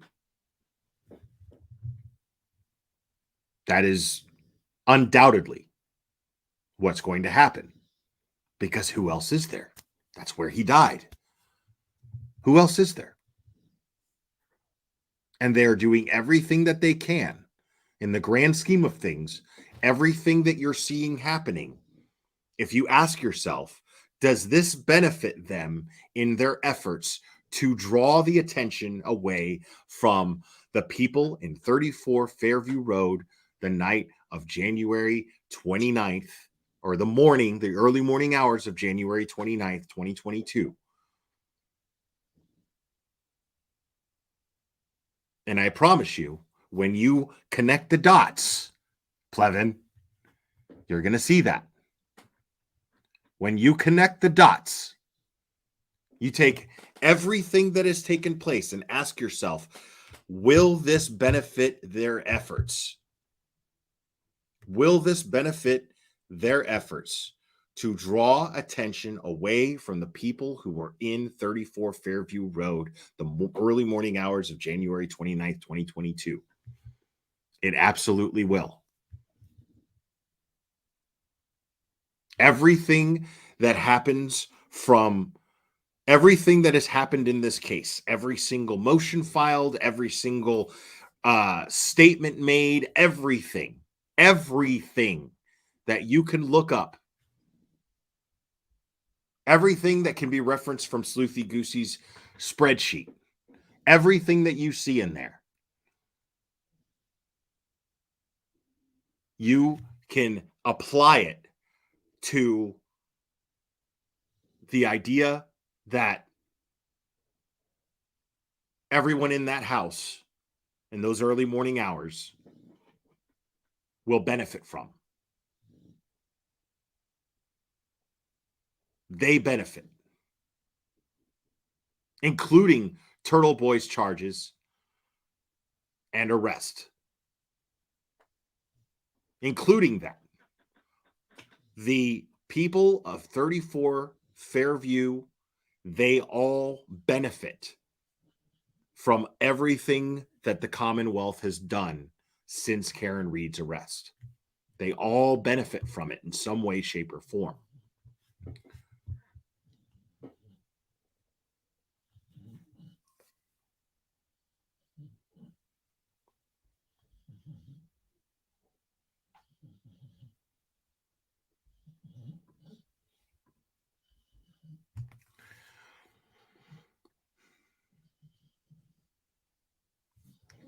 Now let's go over a couple of things that I reposted here.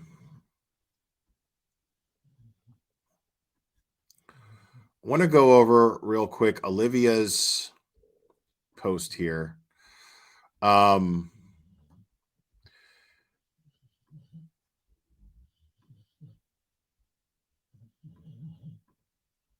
Olivia's post, I reposted this. How did vomit get into John O'Keefe's boxers, particularly given the fact that he was wearing a belt? Where is his belt, and why was it never recovered from his person nor the scene? Where is his hoodie sweatshirt, and why is it never recovered from his person? Now let's take a look at some of these screenshots. Okay, so here is an inventory, for lack of a better term here, for things collected. Okay, defendants renewed motion to compel discovery and access to evidence. Now comes the defendant, Karen Reed. Miss Reed on the defendant and respectfully moves this honorable court pursuant to mass to compel the Commonwealth to provide the following documents and information and or permit defense access to inspect and or independently test the following items of evidence as described herein. And the stuff that she has highlighted here is trace material from an orange t-shirt, trace material from a gray long sleeve shirt. Now it doesn't say that it has a hood on it, but and it says John O'Keefe's baseball hat, which, sorry, this is very difficult for me to read because of the small print.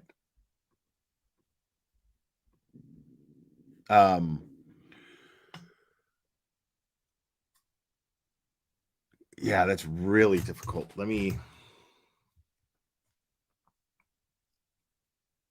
Yeah. John O'Keefe's baseball cap, which blah, blah, blah. Evidence. It was photographed and the evidence recovered by law enforcement for 34 Fairview Road. That's the gist of it on February 3rd, 2022. Wait, what? Why was that recovered? See, that's interesting to me right there. Why was that recovered? Why wasn't that recovered until February 3rd? Why wasn't that recovered from the scene until February 3rd?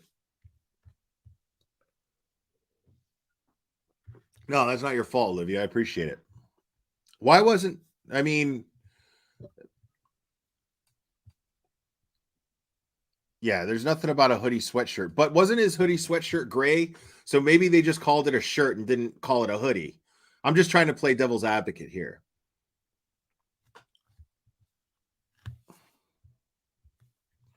Okay, thank you for that, Sleuthy. But I have more stuff here. And I want to use Olivia's to highlight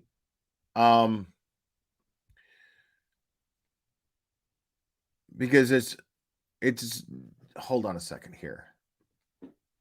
Now, she also states here, she also highlighted these things that say on February 1st, troopers Bukaki and Keefe traveled to C.F. McCarthy's bar and spoke with the manager of the bar. They reviewed and secured video from inside the establishment on January 28th, and receipts from the interior surveillance video. The troopers observed Mr. O'Keefe walk into the establishment wearing jeans, black Nike sneakers, a gray and dark gray long sleeve shirt, and a dark baseball hat with an American flag on the front at approximately 7:37 p.m. And then this next highlighted thing is they arrived at the Good Samaritan Hospital to view the victim. I observed approximately 6 bloodied lacerations. Sergeant Bukaki and I arrived at the Good Samaritan Hospital to view the victim. I observed approximately 6 bloodied lacerations varying in length on O'Keefe's right arm. The cuts extended from his forearms to bicep. Both of the victim's eyes were swollen shut and black and blue. I observed a cut to the right eyelid area of the victim. The victim's clothing, blue jeans, orange t-shirt, long sleeve shirt, and boxer shorts were saturated and contained blood and vomit. I observed 1 black Nike sneaker with a white Nike logo on the side belonging to the victim. And of course, one of the biggest questions is always, where's the other shoe? Why wasn't the other shoe recovered? Which is quite fascinating to me. The fact that they only found 1 shoe, never searched the house. So I guess, I guess what Karen Reed did was hit John O'Keefe with her SUV, knocked him out of one of his shoes, and then picked up his shoe and took it with him and kept it like a trophy, like a serial killer would, and then buried it somewhere and has not shown the world or disclosed to anyone where this other shoe is. Obviously, that's a bunch of bullshit. obviously the only place that would actually make sense that shoe would be inside the house. So, no, I'm just not buying that. And another thing that is very interesting, John O'Keefe is clearly wearing a belt here. Why was there no belt? Now, again, some people might be like, well, okay, maybe they just didn't put that in the inventory. They included the belt with the pants, and that's why it's not logged in here or whatever. But I call bullshit on that, because the fact is that's evidence. That right there is a slip of the Massachusetts State Police. Again, this is poor investigating. This right here, those kind of details, as small as they are, those kind of details are the kind of things that, if Karen Reed is guilty, can cost John O'Keefe justice. If they are so concerned about getting a fallen Boston police officer's death, if they are planning, if they're so concerned with getting him justice, then wouldn't every detail matter? Why not every single detail? So therefore, again, let's say Karen Reed is guilty. The people of Canton and the people of the Commonwealth of Massachusetts have every right to demand more out of their elected officials and their civil servants. Because if they are that incompetent, because that could just be incompetence. But the fact of the matter is when you are tasked with the responsibility of getting justice for a victim, that is your job. Well, then you're failing to do that, because here, if Karen Reed is guilty, and I'm a defense attorney, I'm a fucking first year graduated from law school defense attorney, public defender, I'm going to look at something like that and go, you know what? I mean, that's right. Well, where's the belt? You're going to tell me, Sergeant Bukaki, you're going to sit here on the stand and tell this jury that something like that, a detail like that, doesn't matter when it comes to the investigation of a fallen police officer? You're going to sit there with a straight face and tell this jury that the belt, where's the belt? You don't know where the belt is? Could it have possibly been in the house where my client believes that his death actually took place? Well, I don't know. We never searched the house. Well, why not? Closing arguments. Ladies and gentlemen of the jury, I submit to you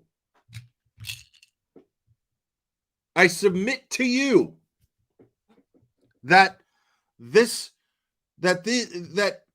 the evidence collected by the Massachusetts State Police is not efficient. It's not complete. They left holes all over this thing. How do we not know, ladies and gentlemen of the jury, that his belt was somewhere in that house, and that the people who were in the house didn't do something with the belt, which would lead me to believe that anything could have happened in that house? Is anybody here on the jury absolutely sure that something didn't happen in the house? Because you cannot answer that you are absolutely sure. Therefore, you have doubt.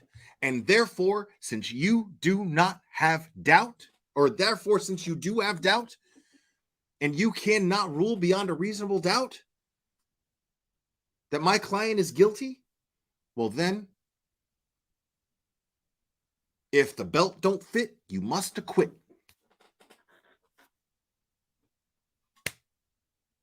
Period. I rest my case, Your Honor.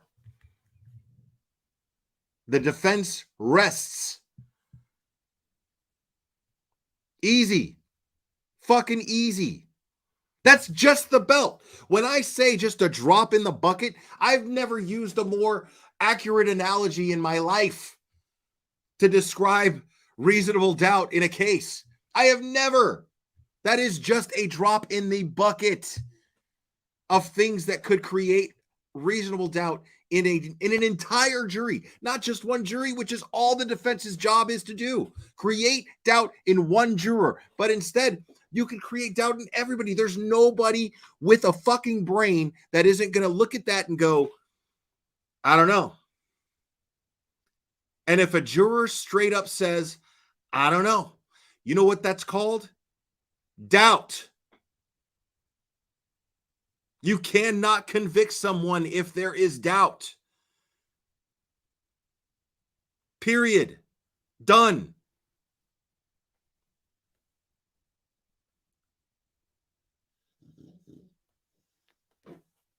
And why wasn't there vomit on his pants but in his boxers?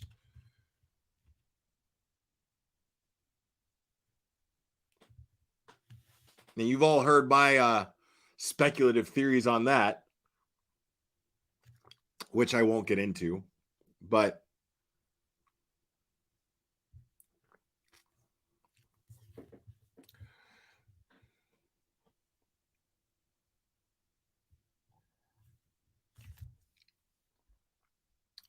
yeah, but see, that's not jury tampering. You can't call journalism jury tampering. If a case is high profile, then the fucking case is high profile. Period. You can't just blame an independent journalist for a jury being compromised, more or less, or not even being compromised. You can't blame an independent journalist for a jury being difficult to pick, for a jury being difficult to select. Jury selection hasn't even taken place.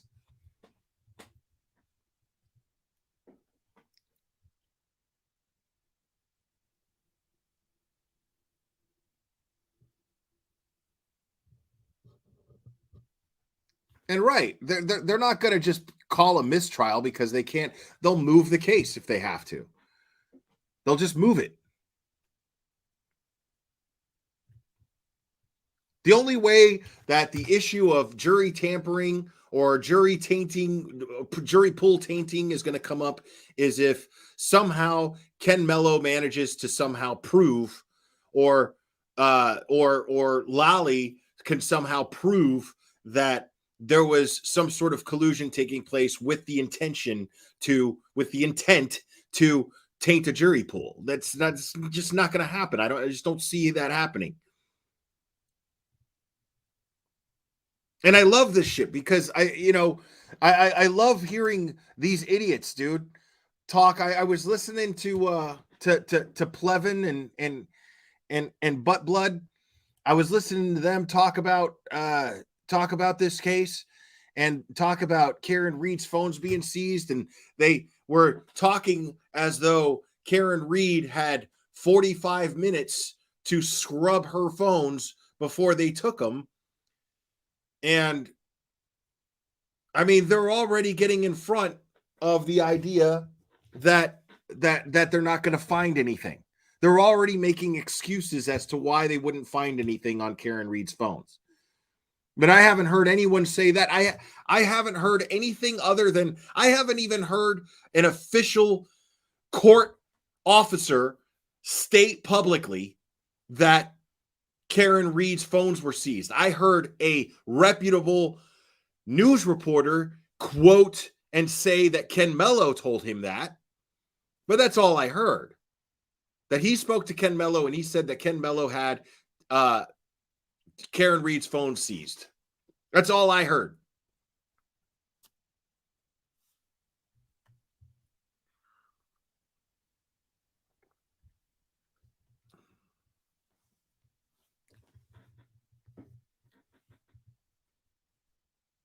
So, I mean,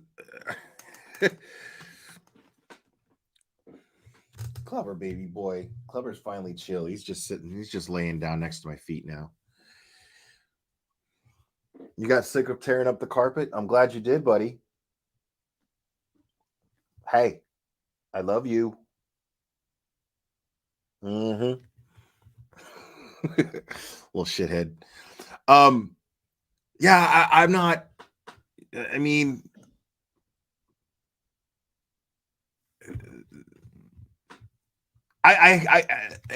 if we're wondering why the feds are looking into this case, dude, just read all the court documents. Like, there's no way anybody with common sense could read all those court documents and not go, well, why aren't the feds looking into this? Because this is fucking shady as fuck.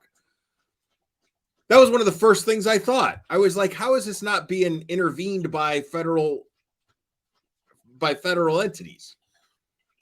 That was the first thing I thought. And then sure enough, it turns out it is.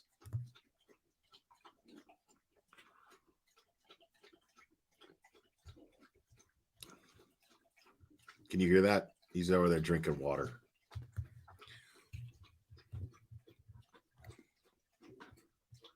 Hey, I mean, are you thirsty, bro?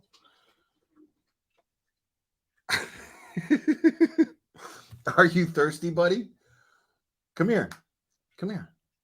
Come here, since you're being so chill. Come here. He's not going to hop up here unless he's hyper, but... Hi, baby boy. Hey, buddy. He's a good boy. Don't worry. We're going to go chill soon. Yeah, and I'm sure they will, Cherry. I'm sure they will. If I had to guess, I would even venture to guess that Sandra Birchmore's case probably inspired their investigation in the first place. I would not dismiss that.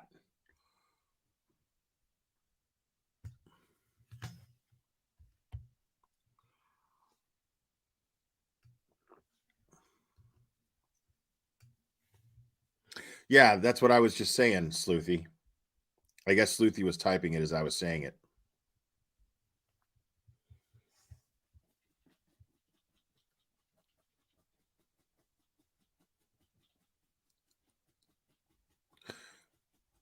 Yeah, okay. Cherry's down a rabbit hole with Sandra's case. So that means that I will be down a rabbit hole with Sandra's case. Again, I have questions. I don't like that I'm seeing familiar names in that case. That bugs me.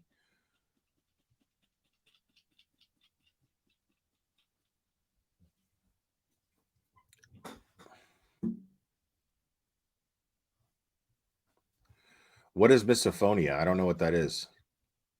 What's misophonia? I have no idea. Do I have to Google that? Let me Google that.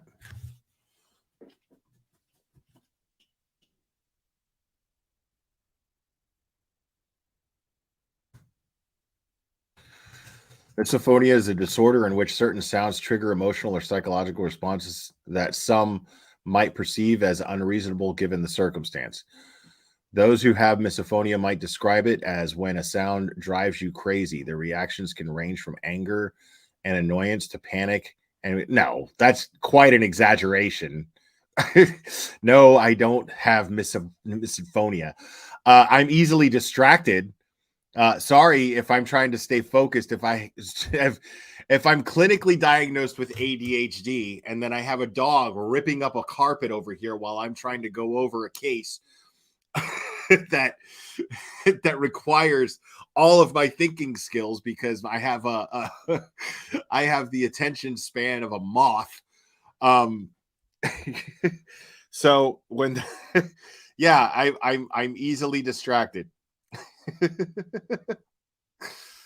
But no, that's a little misophonia. That's a little that's a loaded word to use to describe me, I would say. And no, it's not like a blue waffle, dude. I'm not going to Google blue waffle for you guys. You're going to have to do that yourselves. Happy trails on that. Make sure you click images, by the way. Make sure you click images when you do that. Okay? Just make sure you do that. You know what's funny is I've talked about that on this channel before, but never with a chat full of people from Boston. And like everybody knows what it is. All you fucking Bostonians know exactly what that shit is. Every other audience I've ever had is just like, what the fuck is a blue waffle? I don't know what a blue waffle is. That's crazy. I have no idea. But then, as soon as I fucking I've got a chat full of Bostonians, they're like, oh, gross. That shit is so funny to me. Hold on. Let me move on to the next thing here.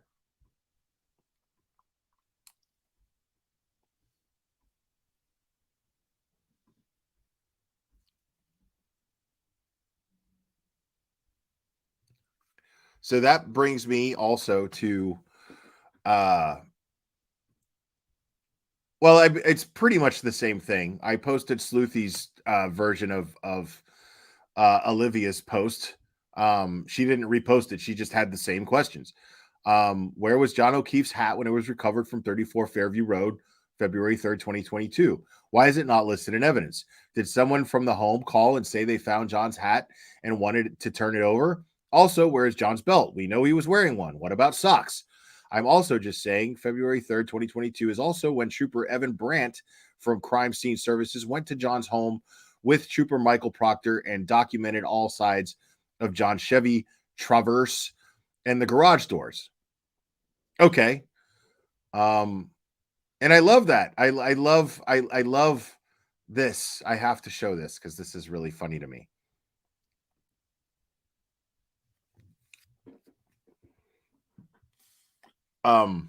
Yeah, I'll check that. I'll do that.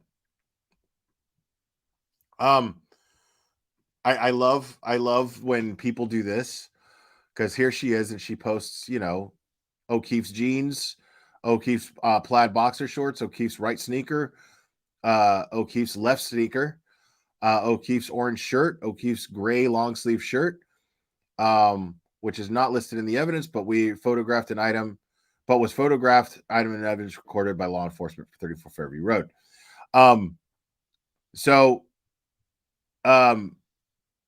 This cowboy fan dude, who's a fan of mine as well, posted the belt was made up, Sleuthy. And then Sleuthy is like, what are you talking about? The belt was made up. It's clearly visible, which it clearly is right here. Yeah. It's totally visible. Okay. 100% visible.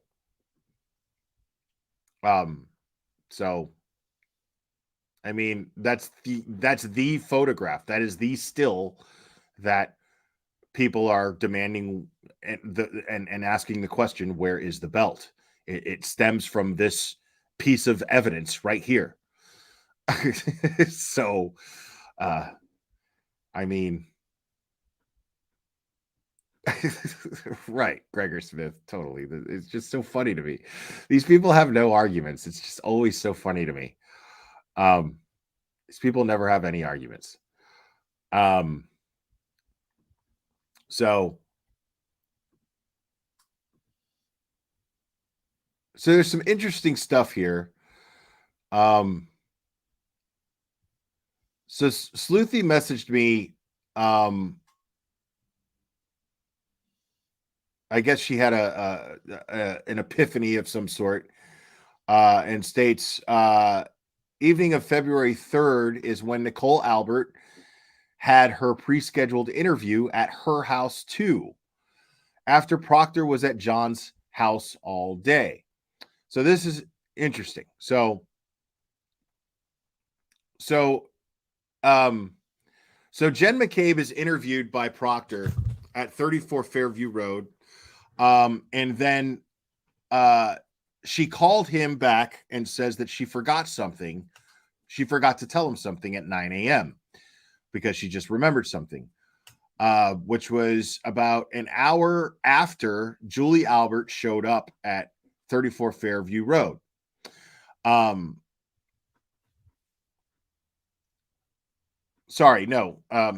She says, I lied. 8:30 a.m., Julie Albert shows up at 34 Fairview Road. So at 8:30 a.m., Julie Albert shows up at 34 Fairview Road. And then just after that, Jen McCabe decides that she just remembered something and then calls Proctor back. And at 9 a.m., Jen calls from 34 Fairview asking them to come back to the house because she remembered something.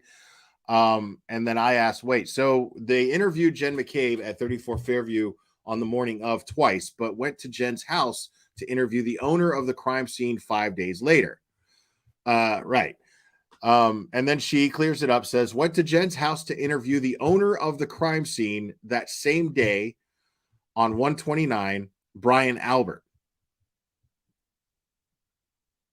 Nicole Albert, yes, she was interviewed at the crime scene a whole ass 5 days later. So think about that for a second. This is very, very weird. So Brian Albert is interviewed the day of. Brian Albert is interviewed the day of. Nicole Albert's husband. Okay? She's interviewed the day of the crime, right? Or Brian Albert is. He's interviewed the day of the crime. But he's interviewed not at 34 Fairview, his house, not there. He's interviewed at McCabe's house, right? Why?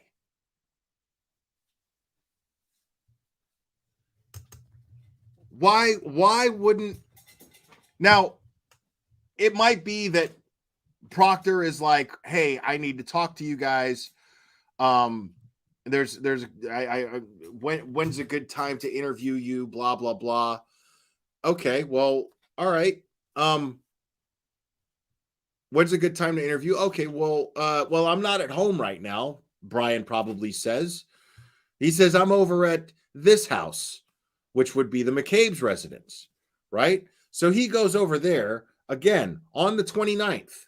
He goes over there and has this official interview with Brian Albert the day of. Now, if we believe that the people in 34 Fairview, that those early morning hours are lying, as I do, as most of you do, well, we're gonna assume that Brian Albert did not want people or investigative police presence at his home because they have something to cover up and lie about, right? So, hey, I'm over here. So come interview me over here. I'm happy to tell you anything you want. I'm just not home. I'm over at the McCabe's. But then they don't interview Jen McCabe, who was the only person who was in direct contact consistently with John O'Keefe the night of. The late hours of the 28th, the early morning hours of the 29th. She's the only one that's in direct contact with John O'Keefe, right? Which is very fascinating, okay? And this is where it gets good. She's not interviewed by Proctor until 5 days later. And where is she interviewed? At 34 Fairview. Not at her house. She's interviewed at 34 Fairview Road 5 days after the crime. 5 days. February 3rd.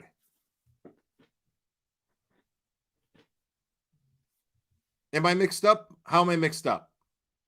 Because that's based on... Hold on.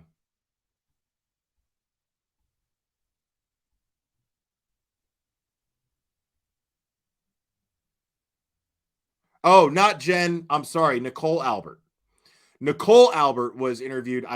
Yeah, okay. I just realized that I said Jen McCabe. I meant to say Nicole Albert. So Nicole Albert was interviewed, was interviewed 5 days later at the McCabe residence.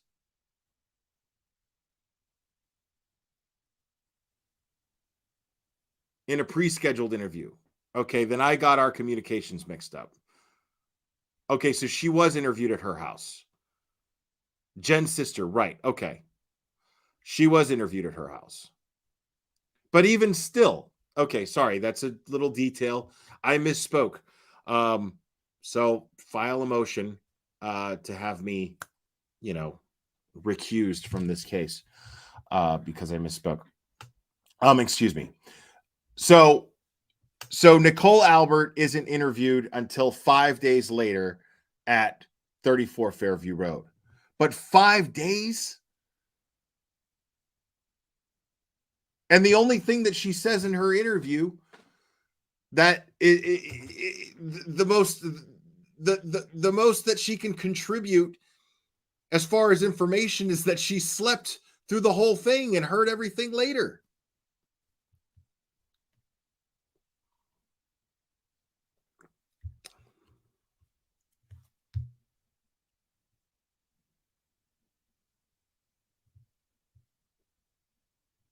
You think Cowboys fan is Chris Albert? Really?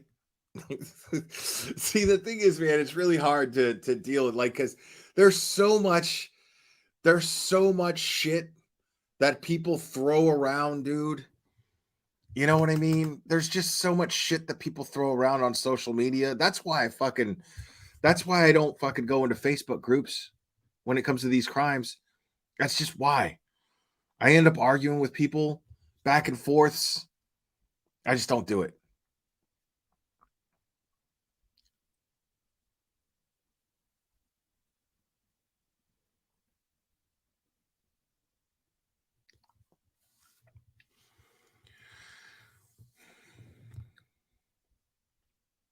Right.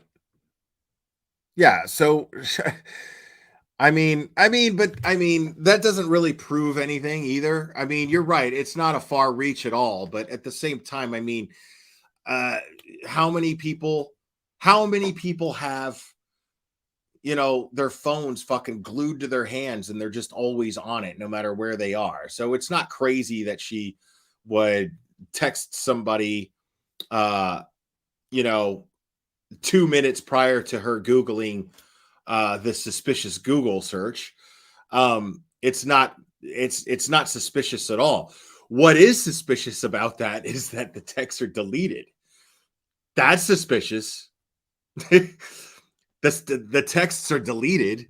Everything that she did on that phone is absolutely deleted. Which also brings me to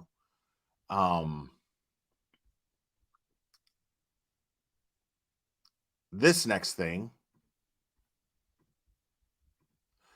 So, yeah. So good news. Jennifer McCabe's cell phone records, the Verizon records, the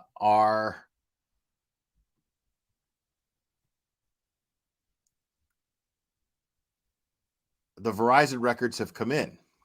So now we just have to wait.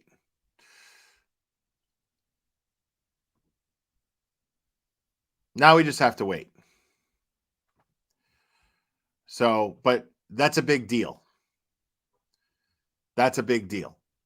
So Jennifer McCabe's Verizon records have come in. Now, I don't really know exactly what to expect of that. I don't know exactly what that's going to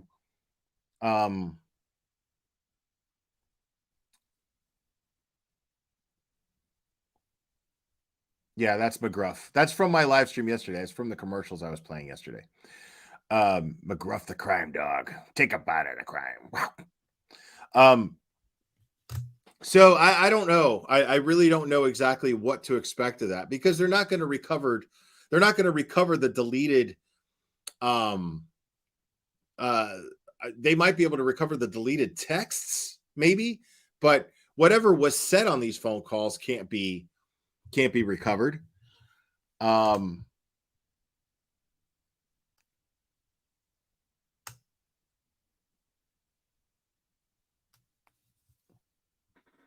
Right. And right now it is right, Paul Cristoforo. Right now they are just simply Right now, they are just simply for the attorneys only. But I'm sure that hopefully the defense will file a motion to make those records public. So I don't know. But they'll probably file a motion to make them public. I don't know what grounds they would ever be approved or denied. I don't even know if the defense will even file a motion to make them public.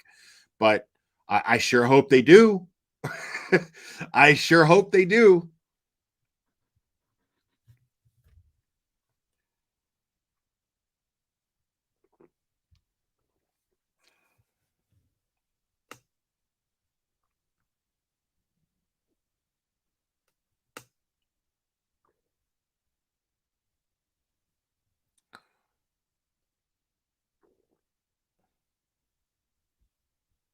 What am I looking at here?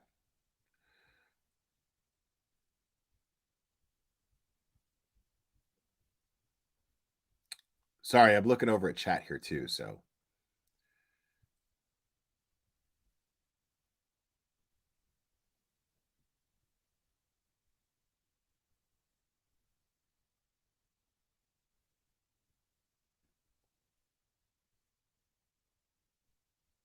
oh, yeah, and I get a lot wrong, man. But here's the thing about that, man. Like, let me make that very clear. I'm not here to come off like an expert at anything, man. All I am is somebody who's trying to understand the same way as anybody else. I can't be, I can't learn anything, and I can't understand something properly unless I am open to correction, you know. And I make mistakes all the time, man. I have the worst. I I I have serious learning disabilities. This is a fact. Serious learning disabilities. I always have. As a kid. And which affected my study habits, ADHD, all of that stuff. Yeah. Um, so but the thing is I'm obsessed with understanding things that I care about. And the most efficient way that I can think of to understand things properly, given the fact that I have ADHD and given the fact that I have learning disabilities, is to be open to being humbled in my own chat by people who do not struggle with these ailments. Yes, dyslexia too, right? With me, it's more numbers. Like, I get mixed up with numbers all the time. Numbers get mixed up in my head all the time. I am terrible with math. Like, I still have to actually like use my fingers to count sometimes. To do math, I have to like, I still have to do that sometimes. And it is what it is. But I do fully have a very strong desire to understand this, because I do believe in justice. So now I'm not going to do the song. Oh, well, okay, man. He does need the super shot. That's it. That's it. It's happening. I think we got a super dad. Super dad. I think we got a super dad. Super dad. Super dad. Super dad. Dad, dad, dad, dad, dad. I think we got a super dad. I think. There you go, Paul Cristoforo. Thank you so much. I appreciate you, man. And man, I really appreciate everything that you're doing in organizing these protests and getting everybody together. What you're doing is great, man. Seriously. So much respect to you, Paul. Much respect.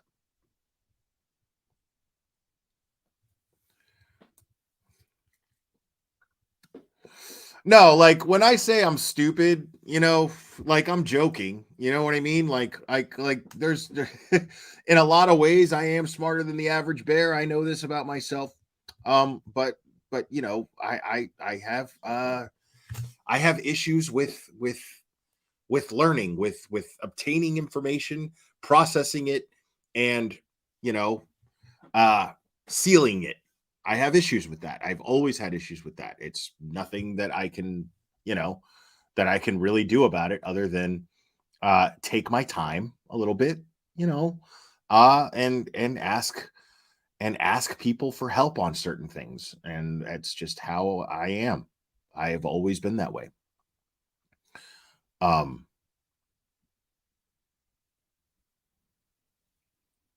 Do I prefer a pen with a cap or a click pen? I don't know. Nobody's ever asked me that question in my entire fucking life. I have no idea. I guess I don't give a shit.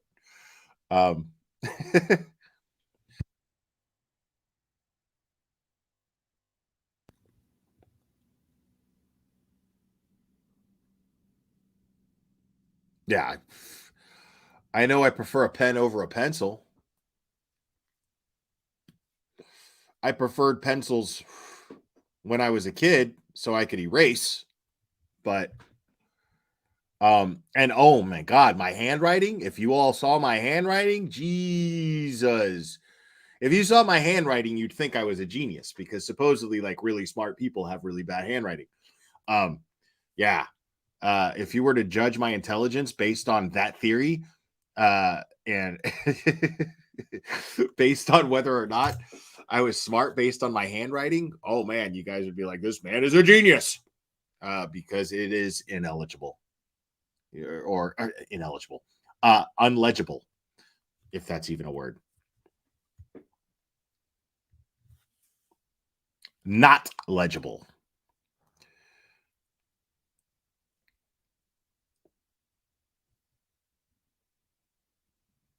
So you guys are just throwing some crazy. You mean dyslexia? Are you trying to say dyslexia?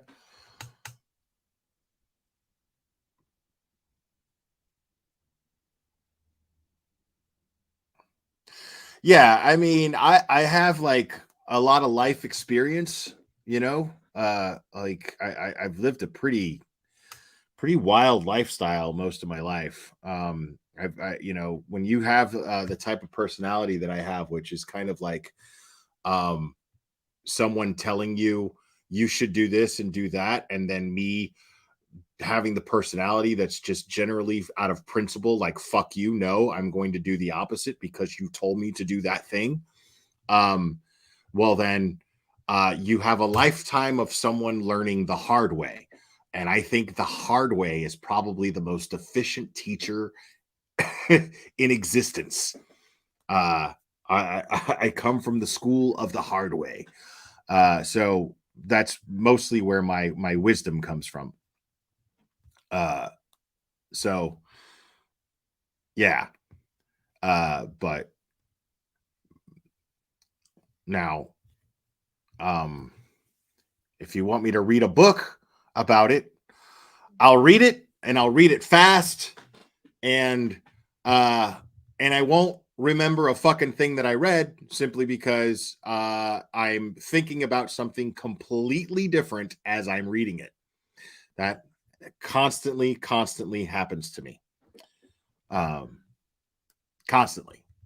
That's why I don't read a lot of books. There has to be like I've read a couple of Hunter Thompson books when I was a kid. I loved S.E. Hinton. And I didn't even know, like when I was reading S.E. Hinton, I didn't know that it was a female, that S.E. Hinton was a girl, and B, I did not know that S.E. Hinton was in high school when she wrote some of my favorite books. So I was just shy of the very age that she was writing these books that I was enjoying so much. I had no idea. I found this out recently. And then, Chuck Palahniuk, or however you pronounce his last name, I've read a few of his books. But books that I really love, I have to actually read a couple of times.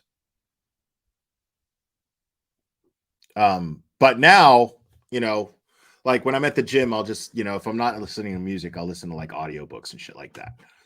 And I'll realize like Why haven't I mean, I've heard about this forever and I've never read this. So I'll just listen to the audiobooks. Like I read Jesus. That God, what is that? Oh my God. I don't even know the name of the guy who wrote it, but Mindhunter. I loved the Netflix series and I'm so pissed that it got canceled. But Mindhunter, I listened to the audiobook of that. That was pretty fascinating. And I recently, I'm a big Henry Rollins fan. I love Henry Rollins. And I read Get in the Van. Well, I listened to Get in the Van. And that's just fun. It's a lot of, it's basically a whole lot of starving and fighting. Whole lot of starving and fighting and punk rockers spitting and vomiting on each other. Fun stuff. Bob Brown, thank you, buddy. Will, when you were asking those questions of the cops and then talking to the jury, fucking awesome. You would terrify these witnesses. I hope Karen's lawyers do half the job you can do, brother. Well, I think they're doing a great job, man. And I we hopefully we won't even see it get to that point. I mean, don't get me wrong, and thank you so much, Bob Brown. Don't get me wrong. I do believe like I feel like it would be fun to listen to these witnesses. Like I would love to hear these witnesses get cross-examined by the defense. I would fucking love it. I would enjoy every second of it. But overall, I mean, justice would dictate that Karen Reed gets her whole case gets thrown out. I mean, the entire investigation is just shoddy, and everything that we're seeing between Lolly and Mello just seems to be desperate acts to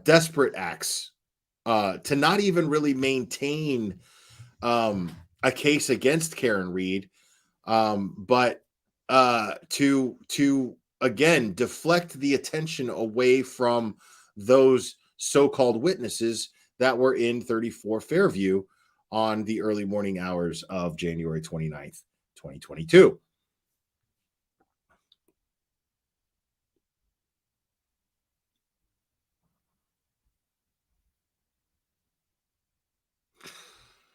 How accurate? Oh man, I gotta ask you, Stifler's mom. How accurate is the Jack Reacher books to the series?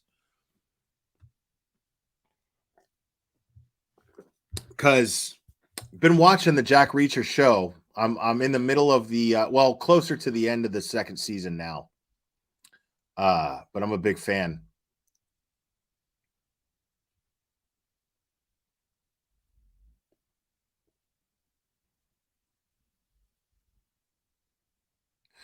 Right, and that's another thing. Kirk's 71. Like, why did they just throw John's right there? That's another drop in the bucket. Like, how is anything collected from his clothing supposed to not be considered tainted evidence? You're supposed to put it in a bag right off the bat. You're supposed to not even touch it. It's called chain of custody. It's called chain of custody. Why would you not wear gloves and put his clothing immediately in a bag? I mean, I get if you're trying to save his life, you got to cut his clothes off, but I have to wonder, was he deceased? Was he clinically deceased? And was it called? Was it established medically that he was deceased when they removed his clothing and threw it on the floor? That's what I want to know. But even still, I mean,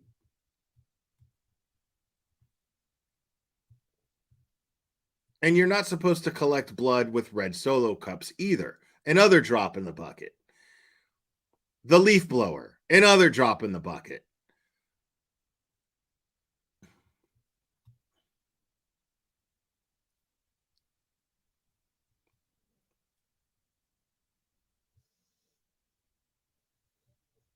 I mean,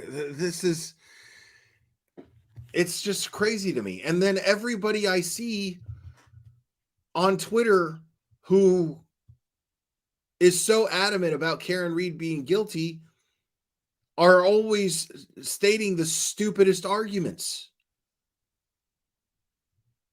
I mean, I don't even have to review Plevin and Grant anymore.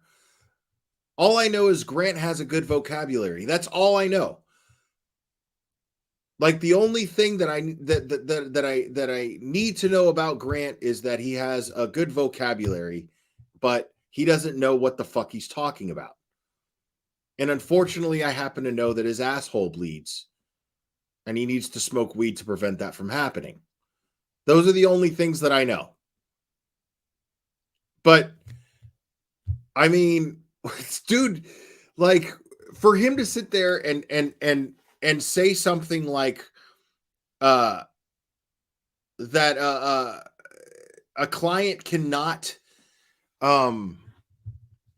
what did he say? That a client can't lie to his lawyer, and if the lawyer knows that he's lying, then he could be disbarred. No, bro. Like it's his job. Dude, I just watched a movie.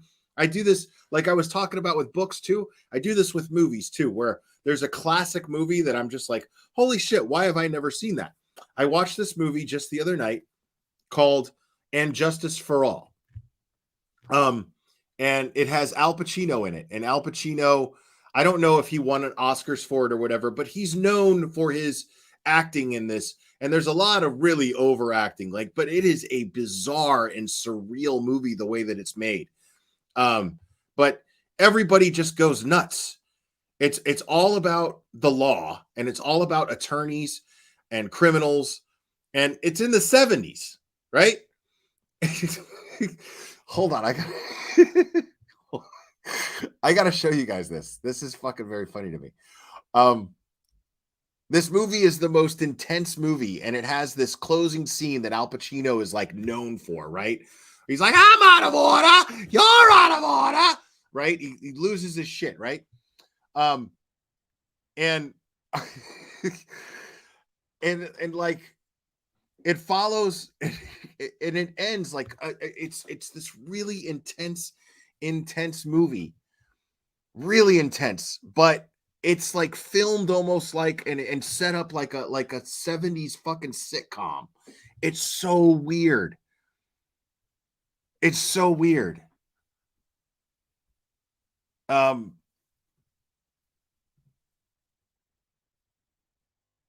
got to show you this. I might get dinged for this.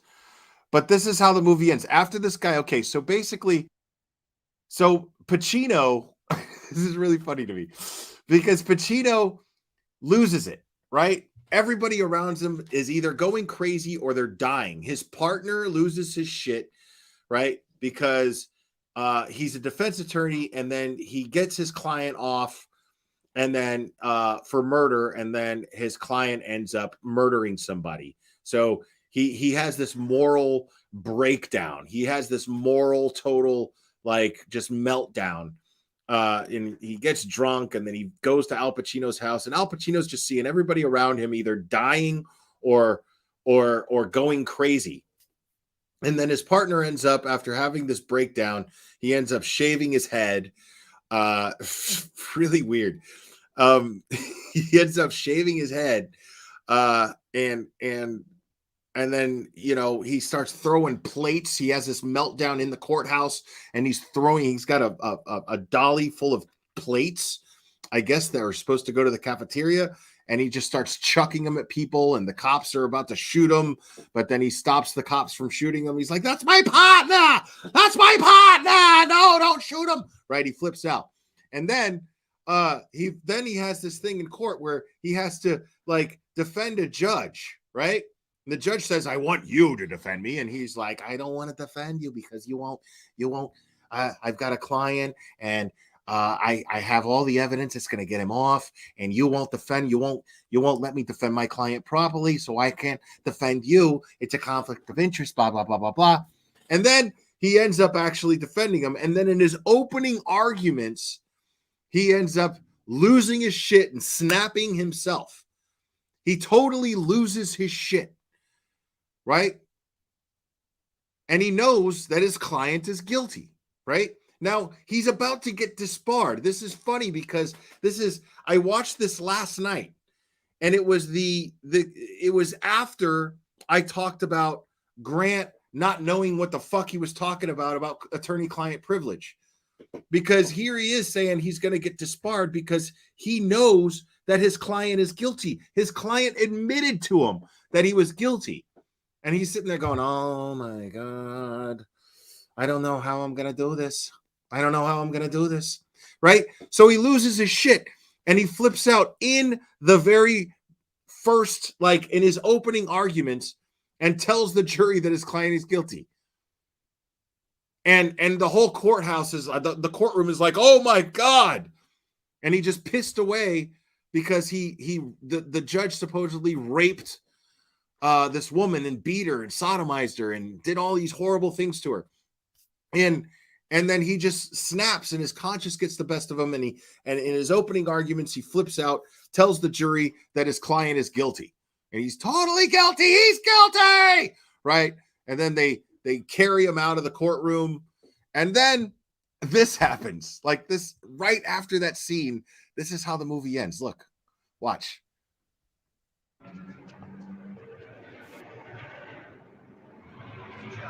Judge says now you want a trial, so now the guy's doing 2 to 10.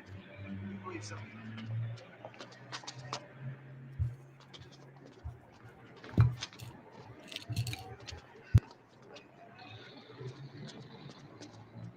Hi, Arthur. Good to see you. Nice day.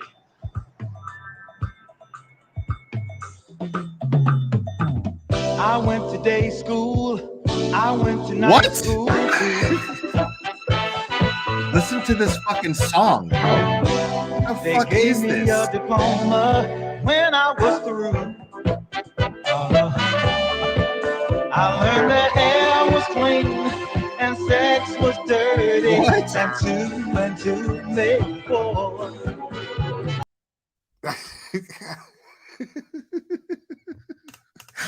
I learned the air was clean and sex was dirty. Like, dude, it's what is going on? Dude, that is a perfect example of everyone in the 70s who was in the movie business, especially the writers, especially the directors, engaging in such behavior. Yes! I like it. Dude, absolutely 100% exactly what the fuck was going on, in my opinion, at 34 Fairview. Exactly what I think was going on is exactly what the fuel was behind driving writers and directors in the 70s. I'm telling you, there is no other explanation for that ending in that movie. No other explanation. But listen, guys, I'm gonna go ahead and wrap this up. I appreciate you guys hanging out with me again. I'm gonna try to do this again tomorrow night. I'm gonna try to go live again tomorrow night. Yeah,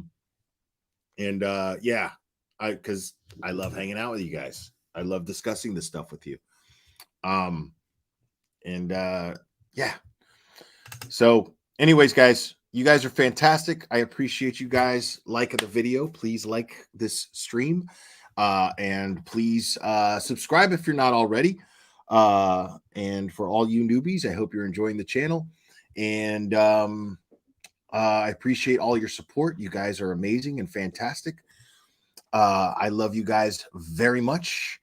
And we will do this again very soon, my friends.